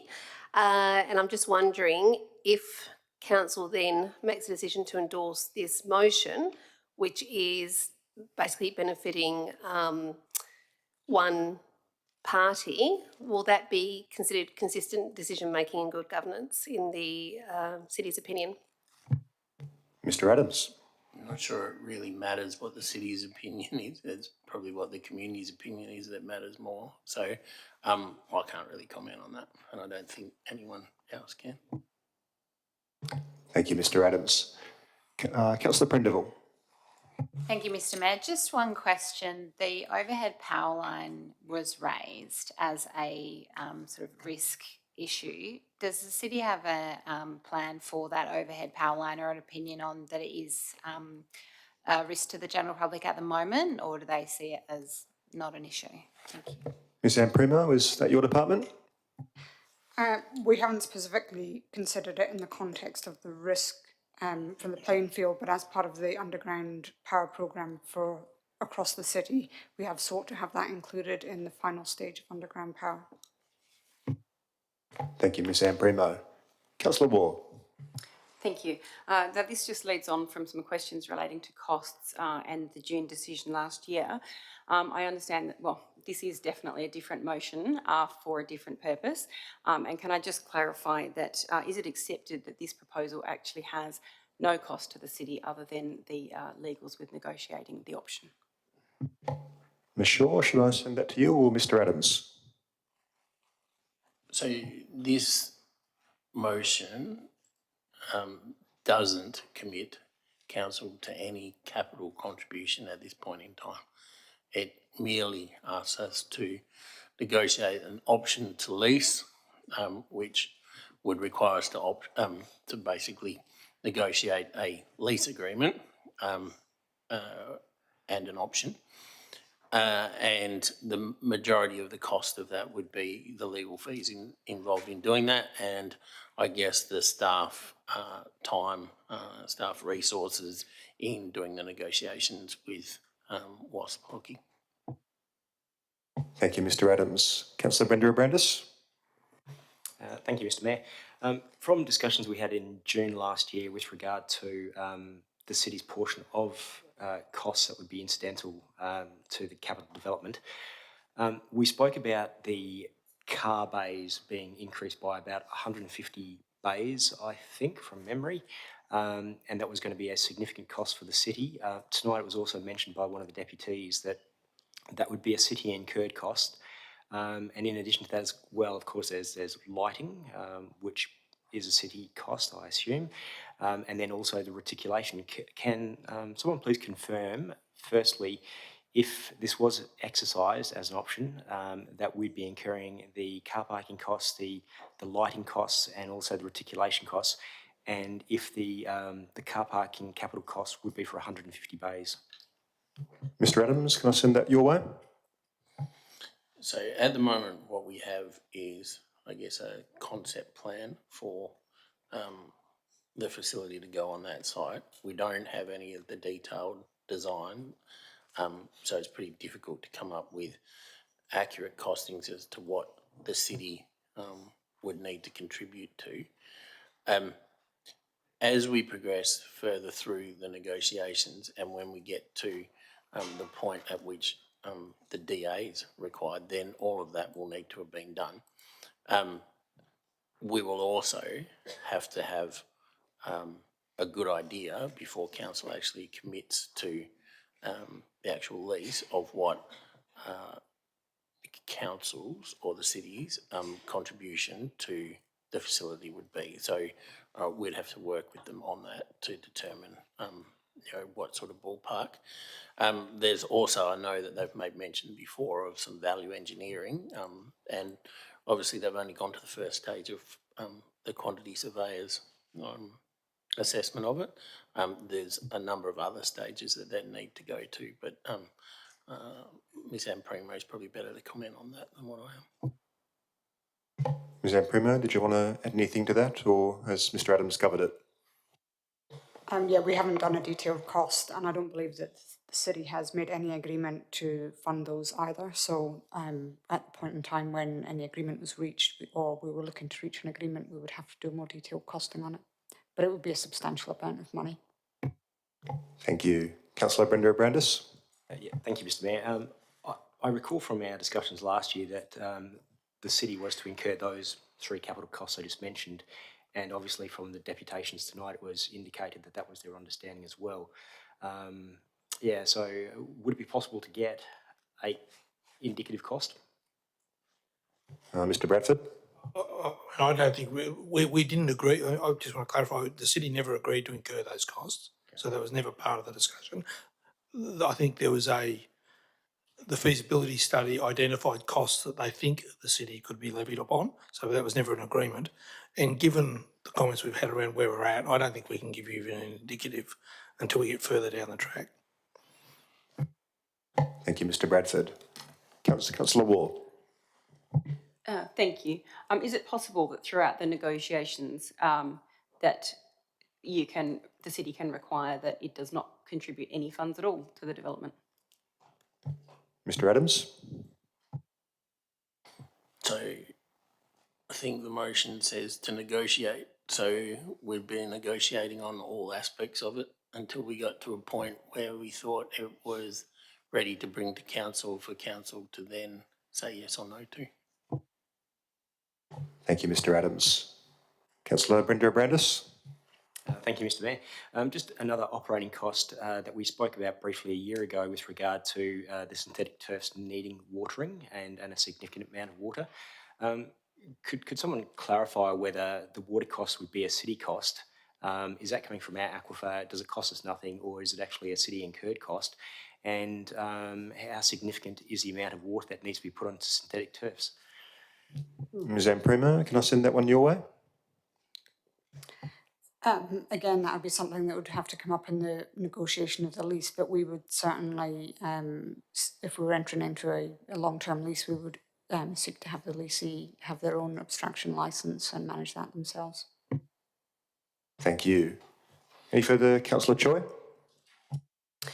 Thank you. I'm just wondering if there are any implications or risks to the council and or city with this motion that haven't already been outlined in the officer's report. Mr Adams or Mr Bradford? I mean, we've had about a week and a bit to work on the motion, so I don't think the comments in the report are not a detailed analysis of every aspect of it, but I think there's sufficient information for it to proceed, certainly to the next steps if council's made such a decision. Is that a reasonable statement, Mr Adams? Yes, as I said, this merely asks us to negotiate the lease. It's not committing council to anything other than that. And as I said, when we came back with a proposed lease agreement and the option agreement, then that's when council would make the final decision, and we'd have a lot more information in front of us for you to make that final decision. This is really just to continue proceeding down a path where we're negotiating with them on something that would enable their project to proceed if they can meet all of those conditions precedent, and there'll probably be some other ones that we would add in as well. So there's some outlined here, but there's probably a number of others that would need to go in there as well. Thank you, Mr Adams. Councillor Choi?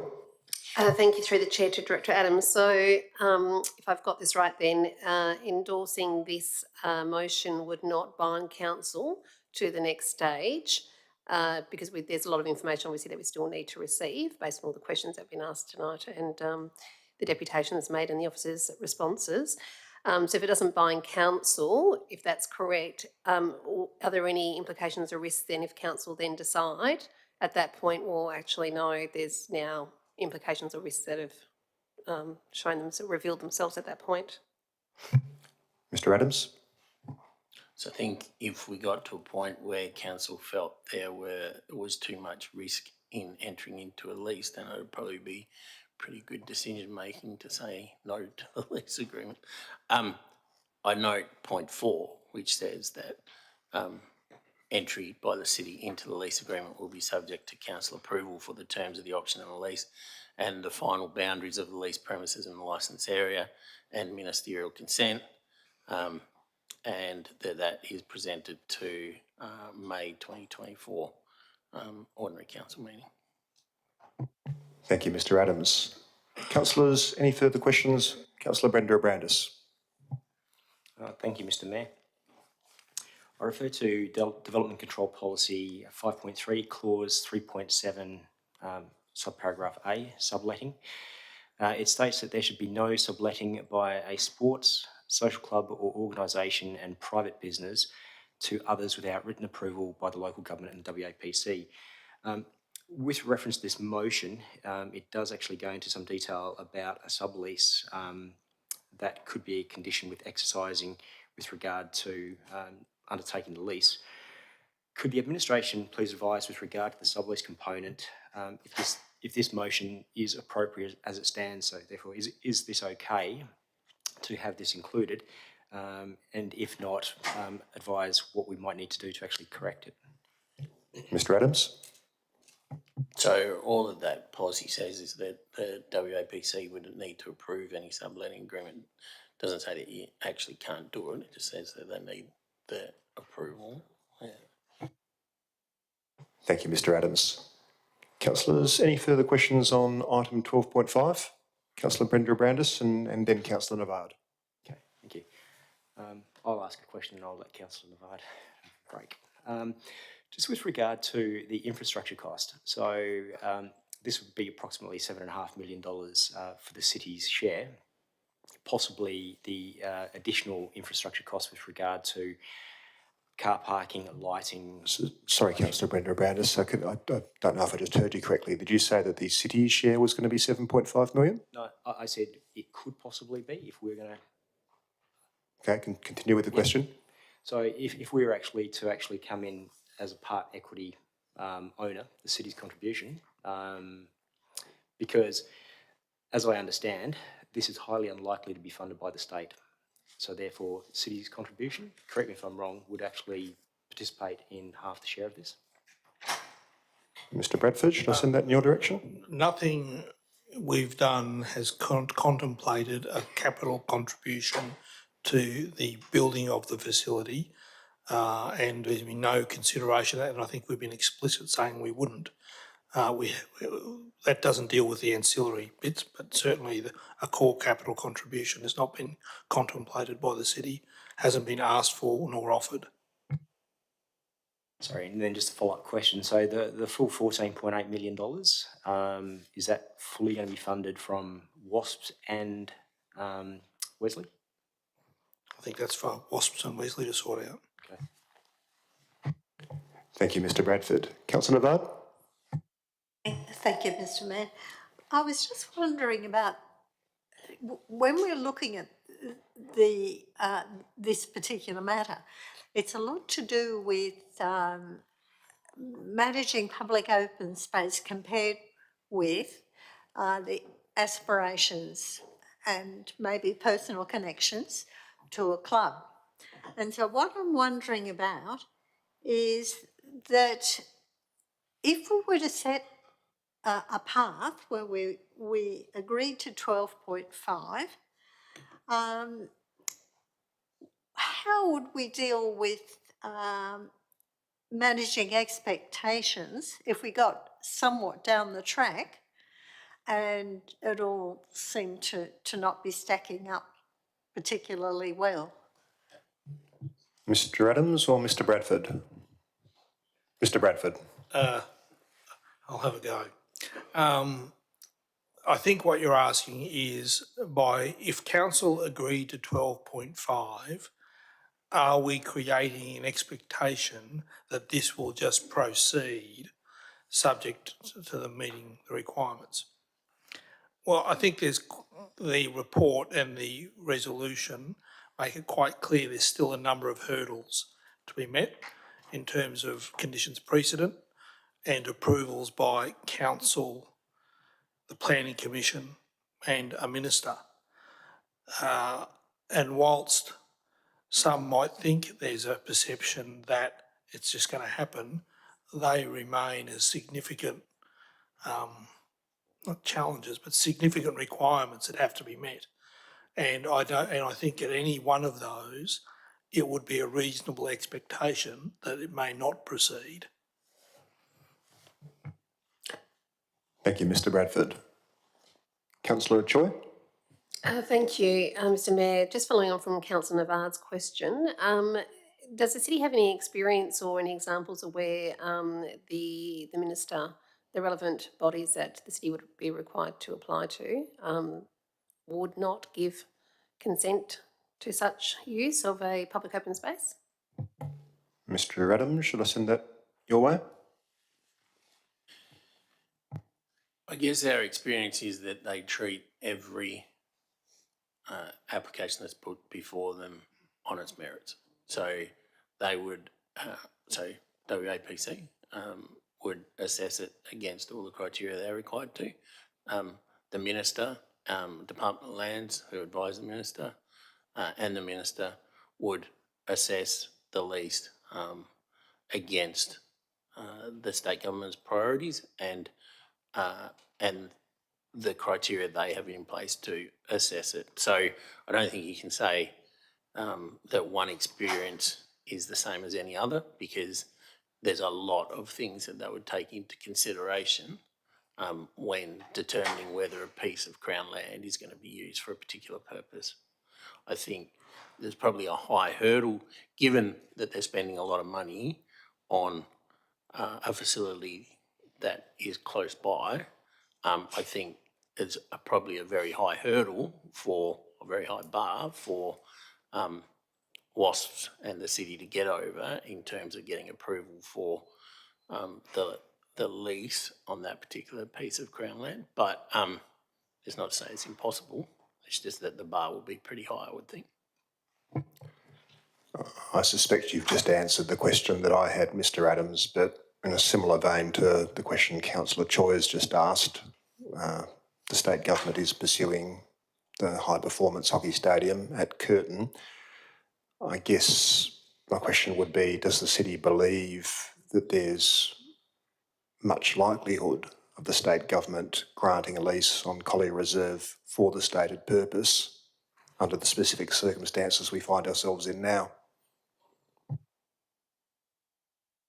As I said, I think it's a high bar that they need to get over, but I don't think it's something that we'll have any certainty over until we can put a detailed lease document in front of the Minister, or, in terms of WAPC, you won't have any indication until you go forward with, I guess, the development application. Thank you. Mr Bradford? If the department and Hockey WA representations are that they believe the community needs can be met through Perth Hockey Stadium, but that needs to be worked through, if in the next 6 to 12 months we get to that and either they form the view that the community needs of hockey can be largely met, or there is a gap, then I think that would seriously impact the willingness of the Minister particularly to consider the lease on Collier one way or the other. Thank you, Mr Bradford. Councillor Choi? Yes, thank you, Mr Mayor. Just thinking out loud here through everything that's been discussed and the responses received, would it perhaps be prudent for the city to find that out first? Could they find that out at all? Mr Adams or Mr Bradford? Well, that's precisely what 10.111 says. Let's work through the requirements collaboratively, find out if most of the needs can be met and report back. Thank you, Mr Bradford. Councillor Choi? Thank you through the chair to the CEO. So just in terms of getting a minister's response though, in terms of their likelihood to approve a lease for a facility in light of the new hockey centre in advance, I was just wondering. Mr Bradford? I mean, I think the department and Hockey WA would say we haven't sorted out the details. We can't advise the minister one way or the other yet. Mr Adams? So in our previous experience, when we've gone to Department of Lands for an in-principle type agreement, they have been very reticent to give us any sort of in-principle support because they need to see the detail. And it's not until we give them the detail that they will brief the minister. So that's just the process. So it's unlikely that we could get any indication before we've gone through the process of doing some detailed work on the lease document. Thank you, Mr Adams. Councillors, any further questions? Councillor Brenda Brandis. Thank you, Mr Mayor. This question is with regard to the licensed area at Collier Reserve proposed under this motion. So that's the area that's not the hockey field or the clubhouse lease footprint. So the question I have with that is, if that licensed area falls under a separate agreement, would the city actually lose public control over that, and would other sporting groups just be able to use that facility and space under that licence? Mr Adams or Ms Shaw? Ms Shaw? Thanks, Mr Mayor. The times are usually prescribed in the licence itself. So, for example, if there were specific times that the WASP needed to train on the reserve, then those could be prescribed in the licence, and at all other times there would be a condition that it remains publicly available. Thank you, Ms Shaw. Councillor Brenda Brandis? Thank you, Director Shaw. And one more question. I know it's obviously a point too soon, and we've spoken about capital funding, but obviously section 2D of the motion actually requires that capital funding needs to be demonstrated. Has the city received any modelling at all with regard to this proposal from the WASPs or Wesley with regard to capital operating costs at all? Mr Bradford? The only information we have is the original feasibility study that was submitted. Okay, and is there anything planned to be updated in the near future? Have we had any confirmation from WASPs or Wesley? Mr Bradford or Mr Adams? I think one of the requirements is that they have to demonstrate they can fund it, and so that would be the process by which that's updated. Wesley and WASP have clearly made a representation that they don't feel that the 14.8 is actually the cost that would be incurred, notwithstanding that's what the QS that they prepared and submitted says. Were they indicating maybe a higher number? Is it? No, their expectation is it'll be brought in lower than that. Thank you, Mr Bradford. Councillors, any further questions on item 12.5? No. Okay. Sorry, Mr Bradford, I was going to jump to 12.1. Yes, that's all right. So we've been at this a while, so just a refresher for everyone. We've just finished off the questions from the councillors on item 12.5. I'm conscious that there are some people in the gallery that probably want to hear any questions that councillors might have about item 12.1, which is a notice of motion from Councillor Nick Coveney entitled Hooning Along the Peninsula. Councillors, do we have any questions for the administration on item 12.1? No? Okay. Oh, Councillor Choi. Thanks, Mr Mayor. If you wouldn't mind just giving me a minute, I didn't know we were jumping to that one.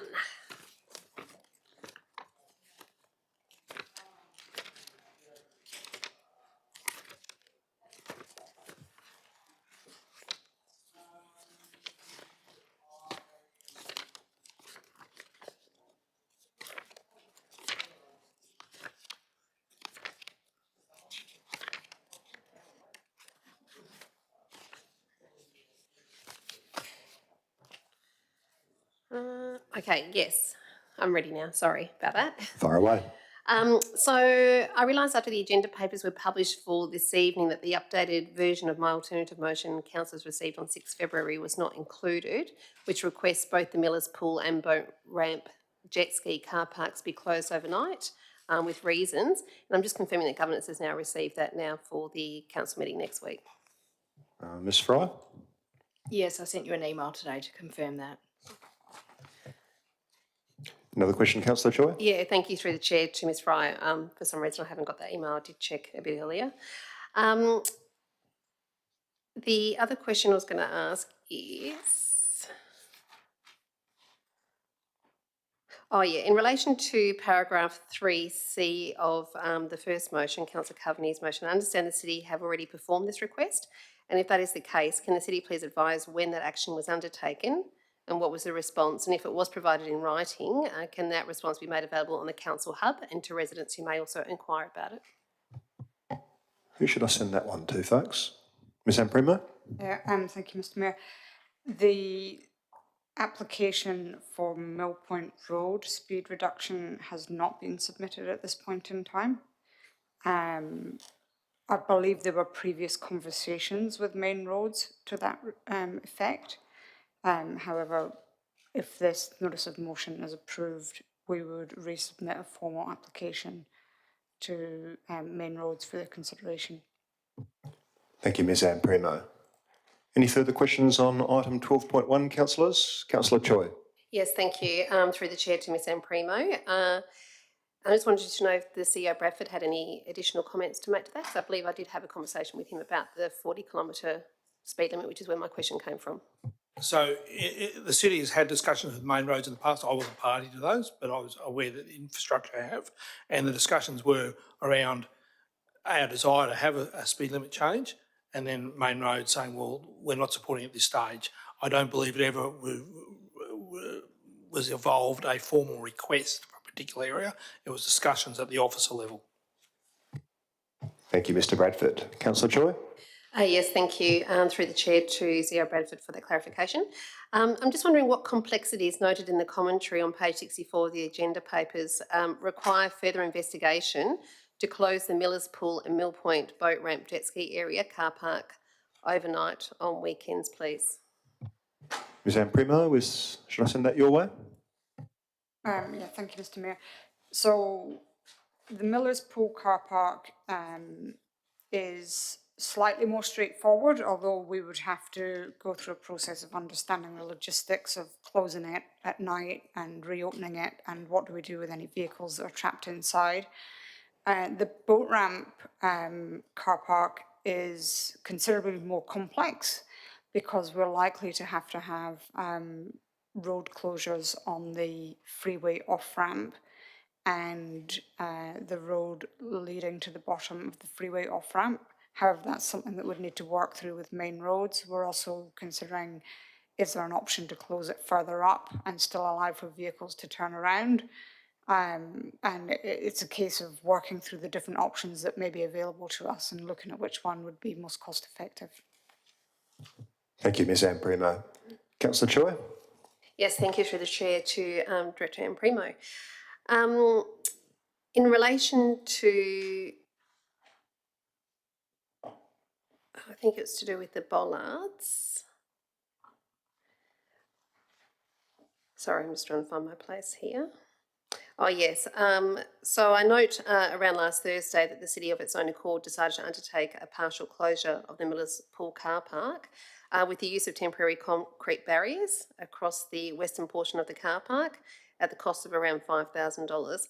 Can the city just confirm whether this is the total cost for that barrier or was just the installation cost at this stage? Ms Amprimo? Yeah, the $5,000 is an approximate cost depending on how long we have them there, and that would include removal as well. Thank you, Ms Amprimo. Councillor Choi? Yes, thank you. Through the chair again to Director Amprimo, and this is my last question. Just in relation to police presence, some residents are reporting to me that they have noticeably seen the police around a bit more this past week, and I'm just wondering if there's some sort of blitz going on in the area that the city might be able to comment on. Mr Bradford? I don't know if there's a blitz, but certainly we had a community meeting on the 2nd of February where the superintendent from Cannington attended. And also we had a community safety group meeting where the Kensington Police Sergeant attended. At both of those meetings, they were made well aware of the issue, which they were aware of, and I suspect that they are reacting, particularly to the 2 Feb meeting with the community. Thank you, Mr Bradford. Oh, good. Councillors, any further questions on item 12.1? No. Okay.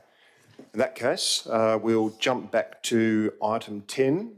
We've done item 10.1.1. Mr Bradford, if you can take us away from item 10.3.1. Thanks, Mr Mayor. Item 10.3.1, revocation of local planning policies. The purpose of this report is for Council to consider revoking 8 local planning policies. The local planning policies are proposed to be revoked as part of the review of the City's local planning policy suite under Local Planning Scheme number 7. Thank you, Mr Bradford. Councillors, any questions for the administration on this item? No. Next item, please, Mr Bradford. Thanks, Mr Mayor. Item 10.3.2, advertising of draft local planning policies. The purpose of this report is for Council to consider advertising 4 new draft local planning policies. These policies are proposed as part of the implementation of Local Planning Scheme number 7. Thank you, Mr Bradford. Councillors, any questions on this item? No. Next item, please, Mr Bradford. Thanks, Mr Mayor. Item 10.3.3, final adoption of local planning policies. The purpose of this report is for Council to consider adopting 3 draft local planning policies following advertising. Thank you, Mr Bradford. Councillors, Councillor Choi. Thank you, Mr Mayor. Just one question on this one. Just given the medium density and single residential code is due to be ratified in the near future, will these local planning policies need to be ratified by the West Australian Planning Commission as well? Ms Shaw? Thank you, Mr Mayor. No, they won't. This will apply to some lower density areas throughout the city. But given we now have information from the department about when we will actually see the final version of the medium density codes, which is early March for implementation in early April, we'll do another further review of all our policies anyway, just to check. But given it doesn't relate to low density land, then we're not anticipating any issues. Thank you, Ms Shaw. Any further questions on this item, councillors? No. Next item, please, Mr Bradford. Thanks, Mr Mayor. Item 10.3.4, proposed additions to educational establishment, lot 1333, number 17, Craigie Crescent, Manning. The purpose of this report is to consider an application for development approval for additions to an existing educational establishment at lot 133, number 17, Craigie Crescent, Manning. This item is referred to Council as the proposed additions are located on city-owned land by a private entity and therefore falls outside the delegation to officers. For reasons outlined in this report, it is recommended the application be approved. Thank you, Mr Bradford. Councillors, Councillor Choi? Thank you, Mr Mayor. I note the conclusions outlined on page 36 of the agenda, and just confirming, as it appears to be noted at paragraph H on page 35, that no public consultation was required for the development application or for council's approval. Is that correct? Because since this sort of goes beyond the delegatory powers, I'm just wondering, there's no public consultation required or engagement for council's approval of this? Ms Shaw? Thank you, Mr Mayor. No, so under the advertising of planning proposals, local planning policy, there's no requirement to advertise it given their minor works effectively. The reason this has been brought back to council for a decision is because when there was a change to the delegations when they were last considered, one of the changes was that any development application on city owned land would need to be considered by council. So we effectively have no delegation to consider it despite it being minor works. Thank you, Ms Shaw. Any further questions on this item, councillors? No. Next item, please, Mr Bradford. Thanks, Mr Mayor. Item 10.3.5, Hurlingham Living Stream Project. The City has made a successful grant application to the Swan Canning River Park Urban Forest Program. The grant funding will permit conversion of the existing open drain on the South Perth foreshore to a living stream. Under the funding program, the Department of Biodiversity, Conservation and Attractions provides 2/3 contribution to the project, with the city contributing the remaining third. The total project cost is $925,705, with the project programmed for completion by November 2026. The project is a recommendation within the South Perth Foreshore Strategy and Management Plan 2015 for Node 7, the Lakes, which was formally adopted following public consultation. The detailed design will be finalised following consultation with adjoining residents. This report seeks council endorsement to authorise the Chief Executive Officer to execute the funding agreement for the Hurlingham Living Stream project and to list consideration of the city's contribution of $323,356 in the relevant budget years. Thank you, Mr Bradford. Councillors, any questions on this item? Councillor Brenda Abrandis. Thank you, Mr Mayor. With regard to this project, will this actually result in reduced operating costs in that area because of the, I suppose, the improvement to the waterway streams, or will it actually result in significant additional increased work? Ms Amprima? Yeah, thank you, Mr Mayor, and thank you, Councillor Brenda Abrandis, for your question. In the short term, whilst the vegetation has been established, there will be maintenance costs of that natural area. However, in the longer term, as it establishes, that should balance out with the need to no longer maintain the turf, and it should reduce the water demand for that area as well. Thank you, Ms Amprima. Councillor Brenda Abrandis? Thank you, Mr Mayor. Just a follow-up question. So the city's contribution is roughly $300,000. Does that include the tube stock, or is the tube stock an additional cost? Ms Amprima? No, that's the city's total cost, including in-kind costs by the city. Thank you, Ms Amprima. Councillor Prendeville? Thank you, Mr Mayor. I have two questions. I note that the propagation and growth of approximately 50% of the required tube stock plants was provided by us, 50% of 45,000, which I think is pretty impressive. Do we have an approximate figure that we might have saved by being able to do this? Ms Amprima? Thank you, Mr Mayor, and thank you, Councillor Prendeville, for sending those questions in advance.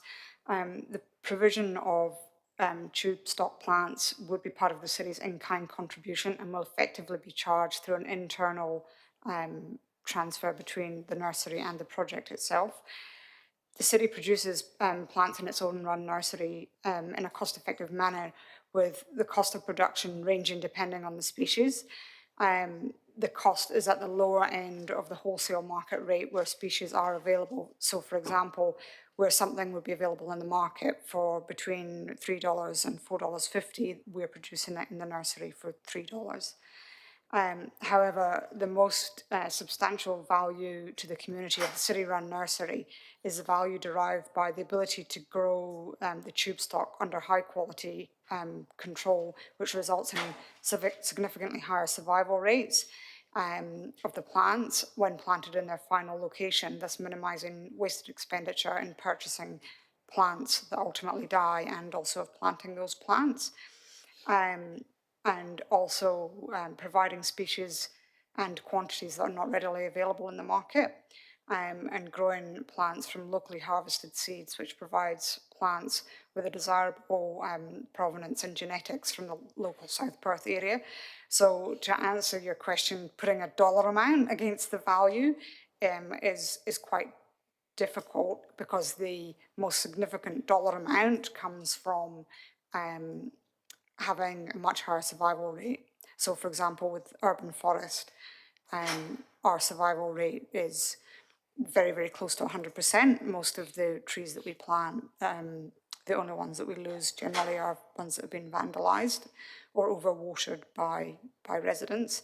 Other local governments can plant trees that may have a survival rate of only around 20%. So when you're looking at those kind of numbers, there's a significant saving, but that varies from local government to local government. But we simply couldn't buy the plants and the quantities from local seed stock in the marketplace either. Thank you, Ms Amprima. Councillor Prendeville? Thank you for that. And also, I note that there's going to be obviously lots of benefits to the local fauna. Can you describe the types of different fauna in that area that will benefit from this project? Thank you. Ms Amprima? Thank you for the question. The three priority species that will benefit from the Hurlingham Living Stream project are the Ricali black swans and southwestern snake-necked turtles. The Ricali, also known as Australian otter or water rats, are an Australian native rodent. Although considered to be nationally secure, it often occurs in low numbers and may be regionally threatened in some places. The Ricali is both an apex predator located near the top of the food chain and small enough to be hunted by larger predators so it's a vital part of the local ecosystem. And as the WA state emblem, the well-known black swans is a species of swan which breeds mainly in southwest and southeast regions of Australia. And the proposed Living Stream project expands the habitat in the vicinity of the lakes in Sir James Mitchell Park, consistent with the Foreshore Management Plan. And thirdly, the southwestern snake-necked turtle is the only native freshwater turtle species found throughout the metropolitan and suburban Perth. The City of South Perth has joined Murdoch University and the Southwest Metropolitan Alliance to participate in saving our snake-necked turtle project. The project aims to protect the turtle populations from further decline and potential extinction, increase public awareness and create dedicated teams of turtle trackers in wetlands and rivers throughout the southwestern snake-necked turtle range to protect nesting females and the nests and create management plans for the species. And this Living Stream project would provide habitat for them and provide public information as part of the overall project.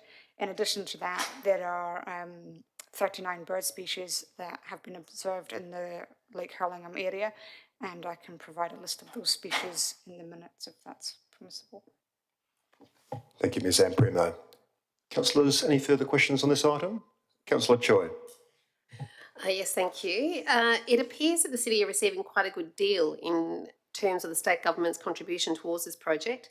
And just wondering, given I believe most times I recall it has usually been a 50-50 split or a bit more of a contribution by the city, is there any specific reasons why the state government are really keen, or seemingly very keen on this project and contributing as much as they are? I think close to $1 million towards it.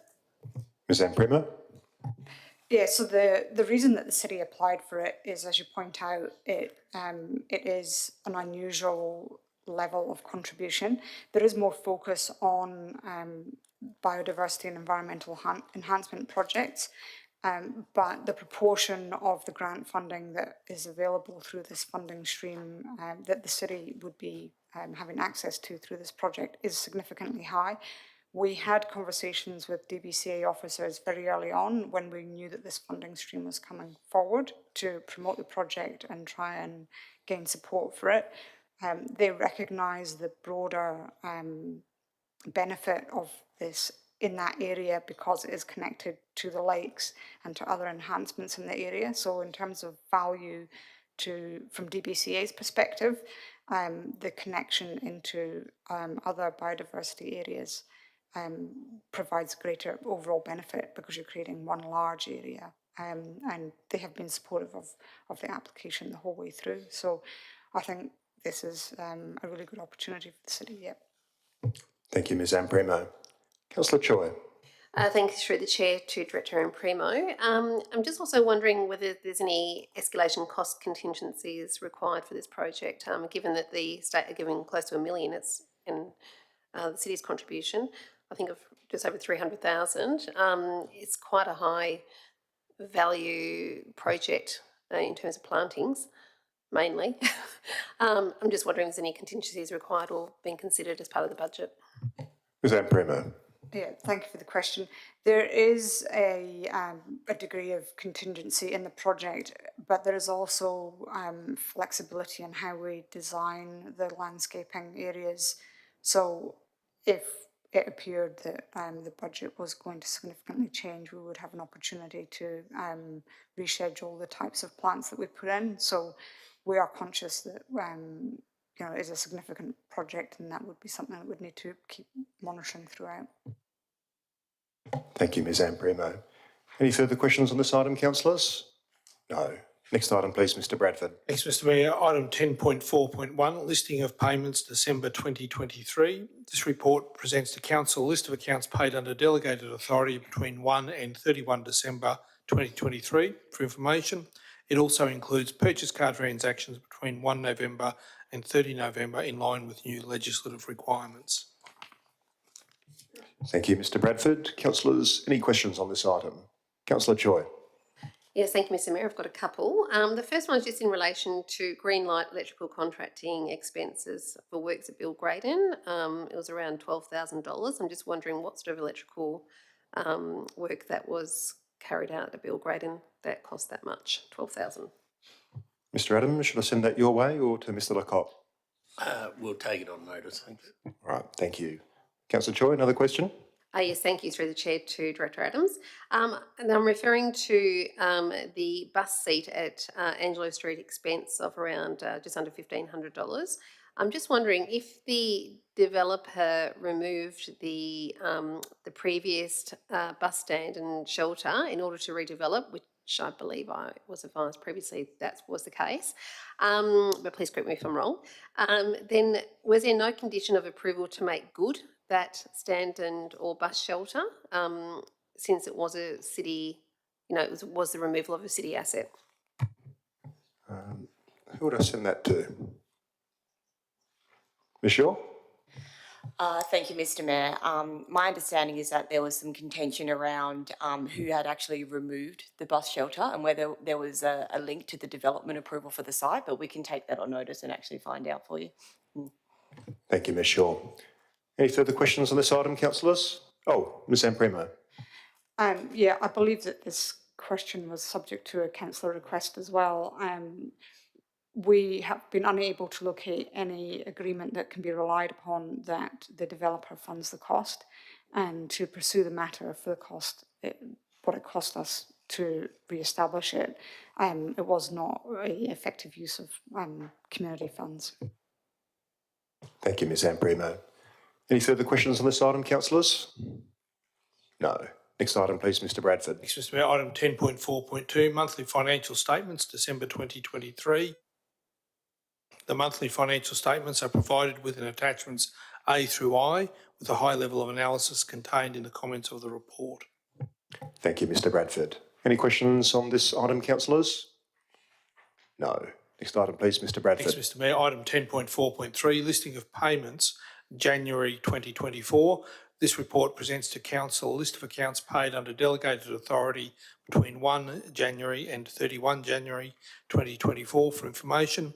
It also includes purchase card transactions between 1 December and 31 December 2023 in line with new legislative requirements.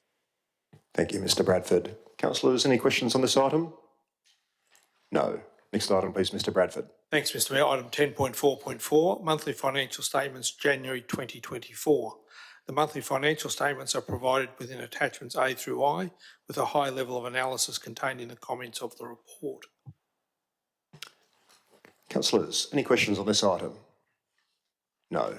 Next item, please, Mr Bradford. Thanks, Mr Mayor. Item 10.4.5, budget review for the period ending 31 January 2024.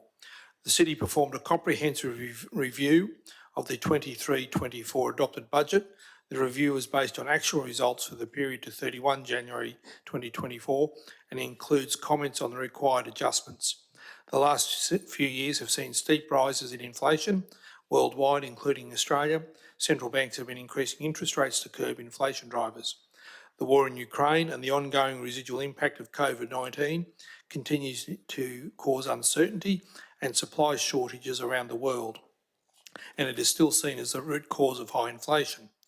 As is the case for prior years, officers have looked to opportunities to reduce and manage operating expenditure. This effort, together with increased revenue, has resulted in an improvement to the overall financial position, as reflected in the revised budget. A statement of financial activity is included, the same as the report included in each month's council meeting agenda. It compares the original adopted budget to the reviewed budget. illustrating the movements within the review. Schedules detailing adjustments as well as a summary of the forecasted financial ratios are attached. The underlying theme of the review was to deliver an improved budget outcome. Thank you, Mr Bradford. Councillors, any questions on this item? Councillor Navard. I'm sort of guessing this one is likely to be a timing issue, but in the operating expenditure, depreciation and amortisation, and the explanation about the asset values coming in higher than expected, I just wondered about when the asset values get cut off and then the final numbers are actually assembled. That was all. Mr Adams. I'm conscious that Mr Lecoq has sat there all night and hasn't said anything yet, so I'll give it to him to answer. What do you reckon, Mr Lecoq? Do you want to have a go at that one? I have my moment. Thank you for the question. Taking back to the financial year-end process, where we go through an extensive process of revaluing all our assets. Now, if you think about when that really happens, that happens after the financial year end. That process is completed, but way before then, we actually set our budget. So we set the budget on old values and then revalue, and then we catch up through the review process. Thank you, Mr Lecoq. Any further questions, councillors? Our microphones seem to be dropping out momentarily. Okay. Well, thank you. That concludes item 10. We move back to item 12 now. We've already covered off on item 12.1. Item 12.2 is a notice of motion from Councillor Mary Choi entitled Restoring the Lake Douglas Bridges in the South Perth Lakes Precinct. Councillors, do we have any questions for the administration? Councillor Coveney. Thank you, Mr Mayor. Prior to Councillor Choi's motion, did the city not advise councillors and the public that they were going to be providing us with options about these bridges as part of the budget process? Ms Imprima? Yeah, thank you, Mr Mayor. Yes, the city does have a public statement on its website, and it was a subject to a councillor bulletin that would be the case. Thank you, Ms Amprimo. Any further questions, councillors? No. Okay. That takes us to item 12.3, which is notice of motion from Councillor Mary Choi entitled Enclosed Dog Exercise Area, Olives Reserve Dog Park. Any questions for the administration? Councillor Coveney. Thank you, Mr Mayor. Prior to Councillor Choi's motion, did the city not already advise councillors that they were going to provide us with dog park options as part of the budget deliberations? And we've already had one workshop in relation to same with a second to follow. Thank you. Should I send that to Ms. Fry? Yes, that's correct. We have advised council. Thank you, Ms. Fry. Any further questions, councillors? No. Okay, that takes us to item 12.4, which is a notice of motion from Councillor Bronwyn Wall entitled Advertising of Short-Term Accommodation Local Planning Policy. Councillors, any questions for the administration on this item? Councillor Navard. Just a question, if I may, to Councillor Wall. Why is she choosing to put the policy together before the LPS 7 is concluded and the state has finished its emerging framework? Councillor Navard, the questions at a council agenda briefing are for the administration. You can pose a question to the administration, but I can't direct it to Councillor Wall. That's fine. Okay. Can somebody elaborate in any way on that? Ms. Shaw, I'm sorry, Mr Mayor, no, unfortunately, I think that may need to be directed to Councillor Wall after the meeting. Thank you. Councillors, any further questions on this item? Councillor Choi. Yes, thank you, Mr Mayor. I'm just wondering in relation to a drafted policy being included in the motion, or it is actually part of the motion, whether, because I think this has come up before, I recall when I first started on council, is it the role of councillors to draft policies, or is it usually operational, and usually a policy would be, like we might say what intent we might like behind a policy, and then the city would draft it and then bring it back for us to, review, amend possibly and endorse? Should I send that to Mr Bradford? Is that a question? Yes, I'd just like some clarification, please. Well, yeah, the role, I think, the Act says the role of council is to make policy. How we interpret that is we actually have a policy development process, and that would normally involve either officers of their own volition drafting policies that they believe are necessary, or acting in response from some sort of direction from council. And I think our Audit, Risk and Governance Committee normally plays a role in consideration of policies, and often we would take policies to workshop with councils if it was necessary as well. Planning policies don't normally go to the Audit, Risk and Governance Committee. Thank you, Mr Bradford. Councillor Choi. Yes, thank you, through the Chair to CEO Bradford and Director Adams. I'm just wondering what if there's any merit in basically condensing short stay accommodation into a single district like South Perth, and if there's any implications of such. Ms Shaw, should I send that in your direction? Yes, please. Sorry, through you, Mr Mayor. Can I please have some clarification? When you say condensing, do you mean to the suburb of South Perth or to the overall district? To the suburb. So in terms of where we could potentially consider short stay accommodation land uses, the direction that's been provided by the Department of Planning is that short stay will become a land use. It will be hosted and unhosted accommodation. And the intent is that it would be prescribed through local planning schemes in terms of land use permissibility, but it is open for local governments to prepare local planning policies that set preferred locational criteria. So it can't necessarily prescribe whether it's a permitted use or an X use, but it can provide criteria as to where the local government considers they would be most appropriately located. Thank you, Ms Shaw. Any further questions, councillors? Councillor Brenda Abrandis. Thank you, Mr Mayor. This question follows on from Councillor Navard's question, maybe slightly different style. Does the city believe that it would probably be appropriate holding off on this motion until LPS 7 has been settled? Ms Shaw? Thank you, Mr Mayor. It's not so much LPS 7 being finalised, because that has been finalised, and we're awaiting gazettal for LPS 7. The city's recommendation provided in the report is more around regulatory changes that have been drafted. So as part of the planning bulletin for short stay accommodation released by the department, they'd advised that there would be a separate consultation process with local government to occur in the first quarter of 2024 to do with the regulatory changes associated with creating that as a land use in itself. We've received advice from the department and WALGA that they're likely to have those discussions and workshop through those changes with WALGA in the next few weeks. And after that, local governments will have the opportunity to review the details of the regulatory changes.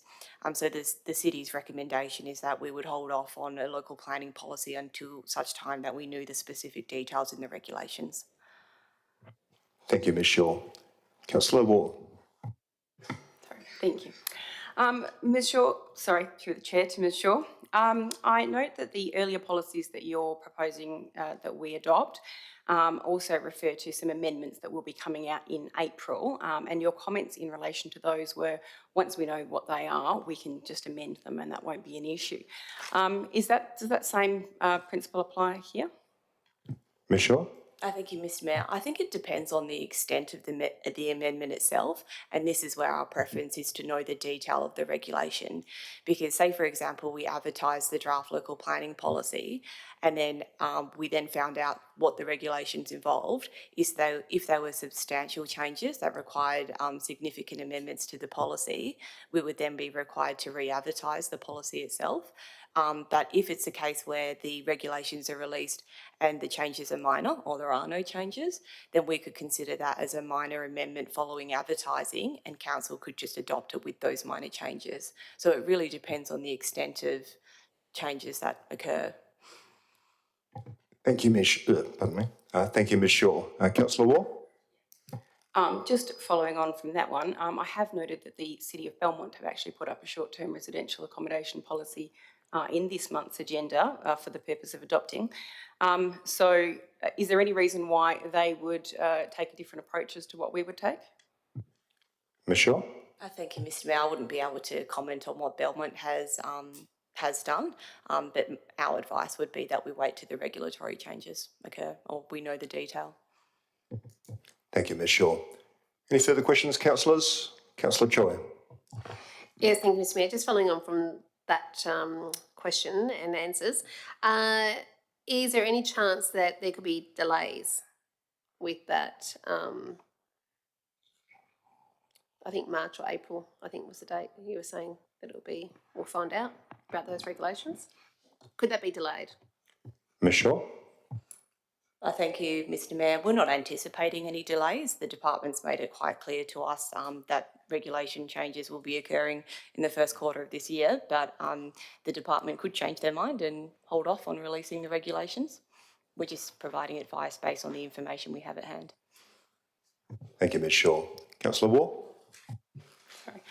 Could you please tell me if there's any implications that are going to be significant in terms of implementing any amendments after a policy's passed, particularly in light of the fact that the department has already made it fairly clear that the amendments to the regulations that are amended fairly regularly and often are likely to just be in relation to exempt development for hosted and unhosted accommodation.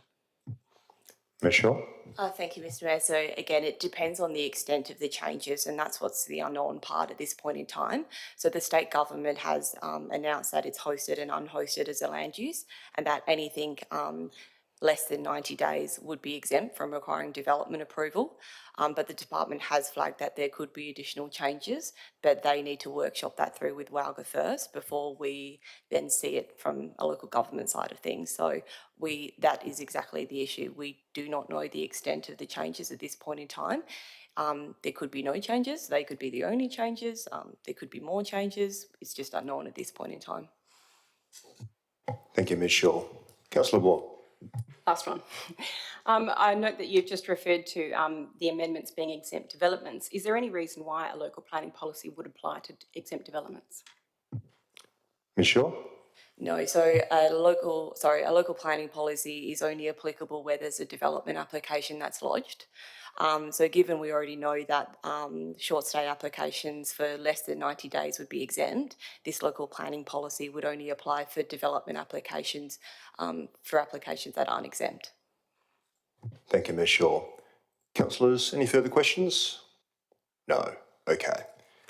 We've already covered 12.5. That takes us to item 15, which is where we would close the meeting to the public if there was any need to do so, but there is not. Which brings us to item 16, which is closure. So before I close this meeting, I'd like to thank everyone for their attendance and participation.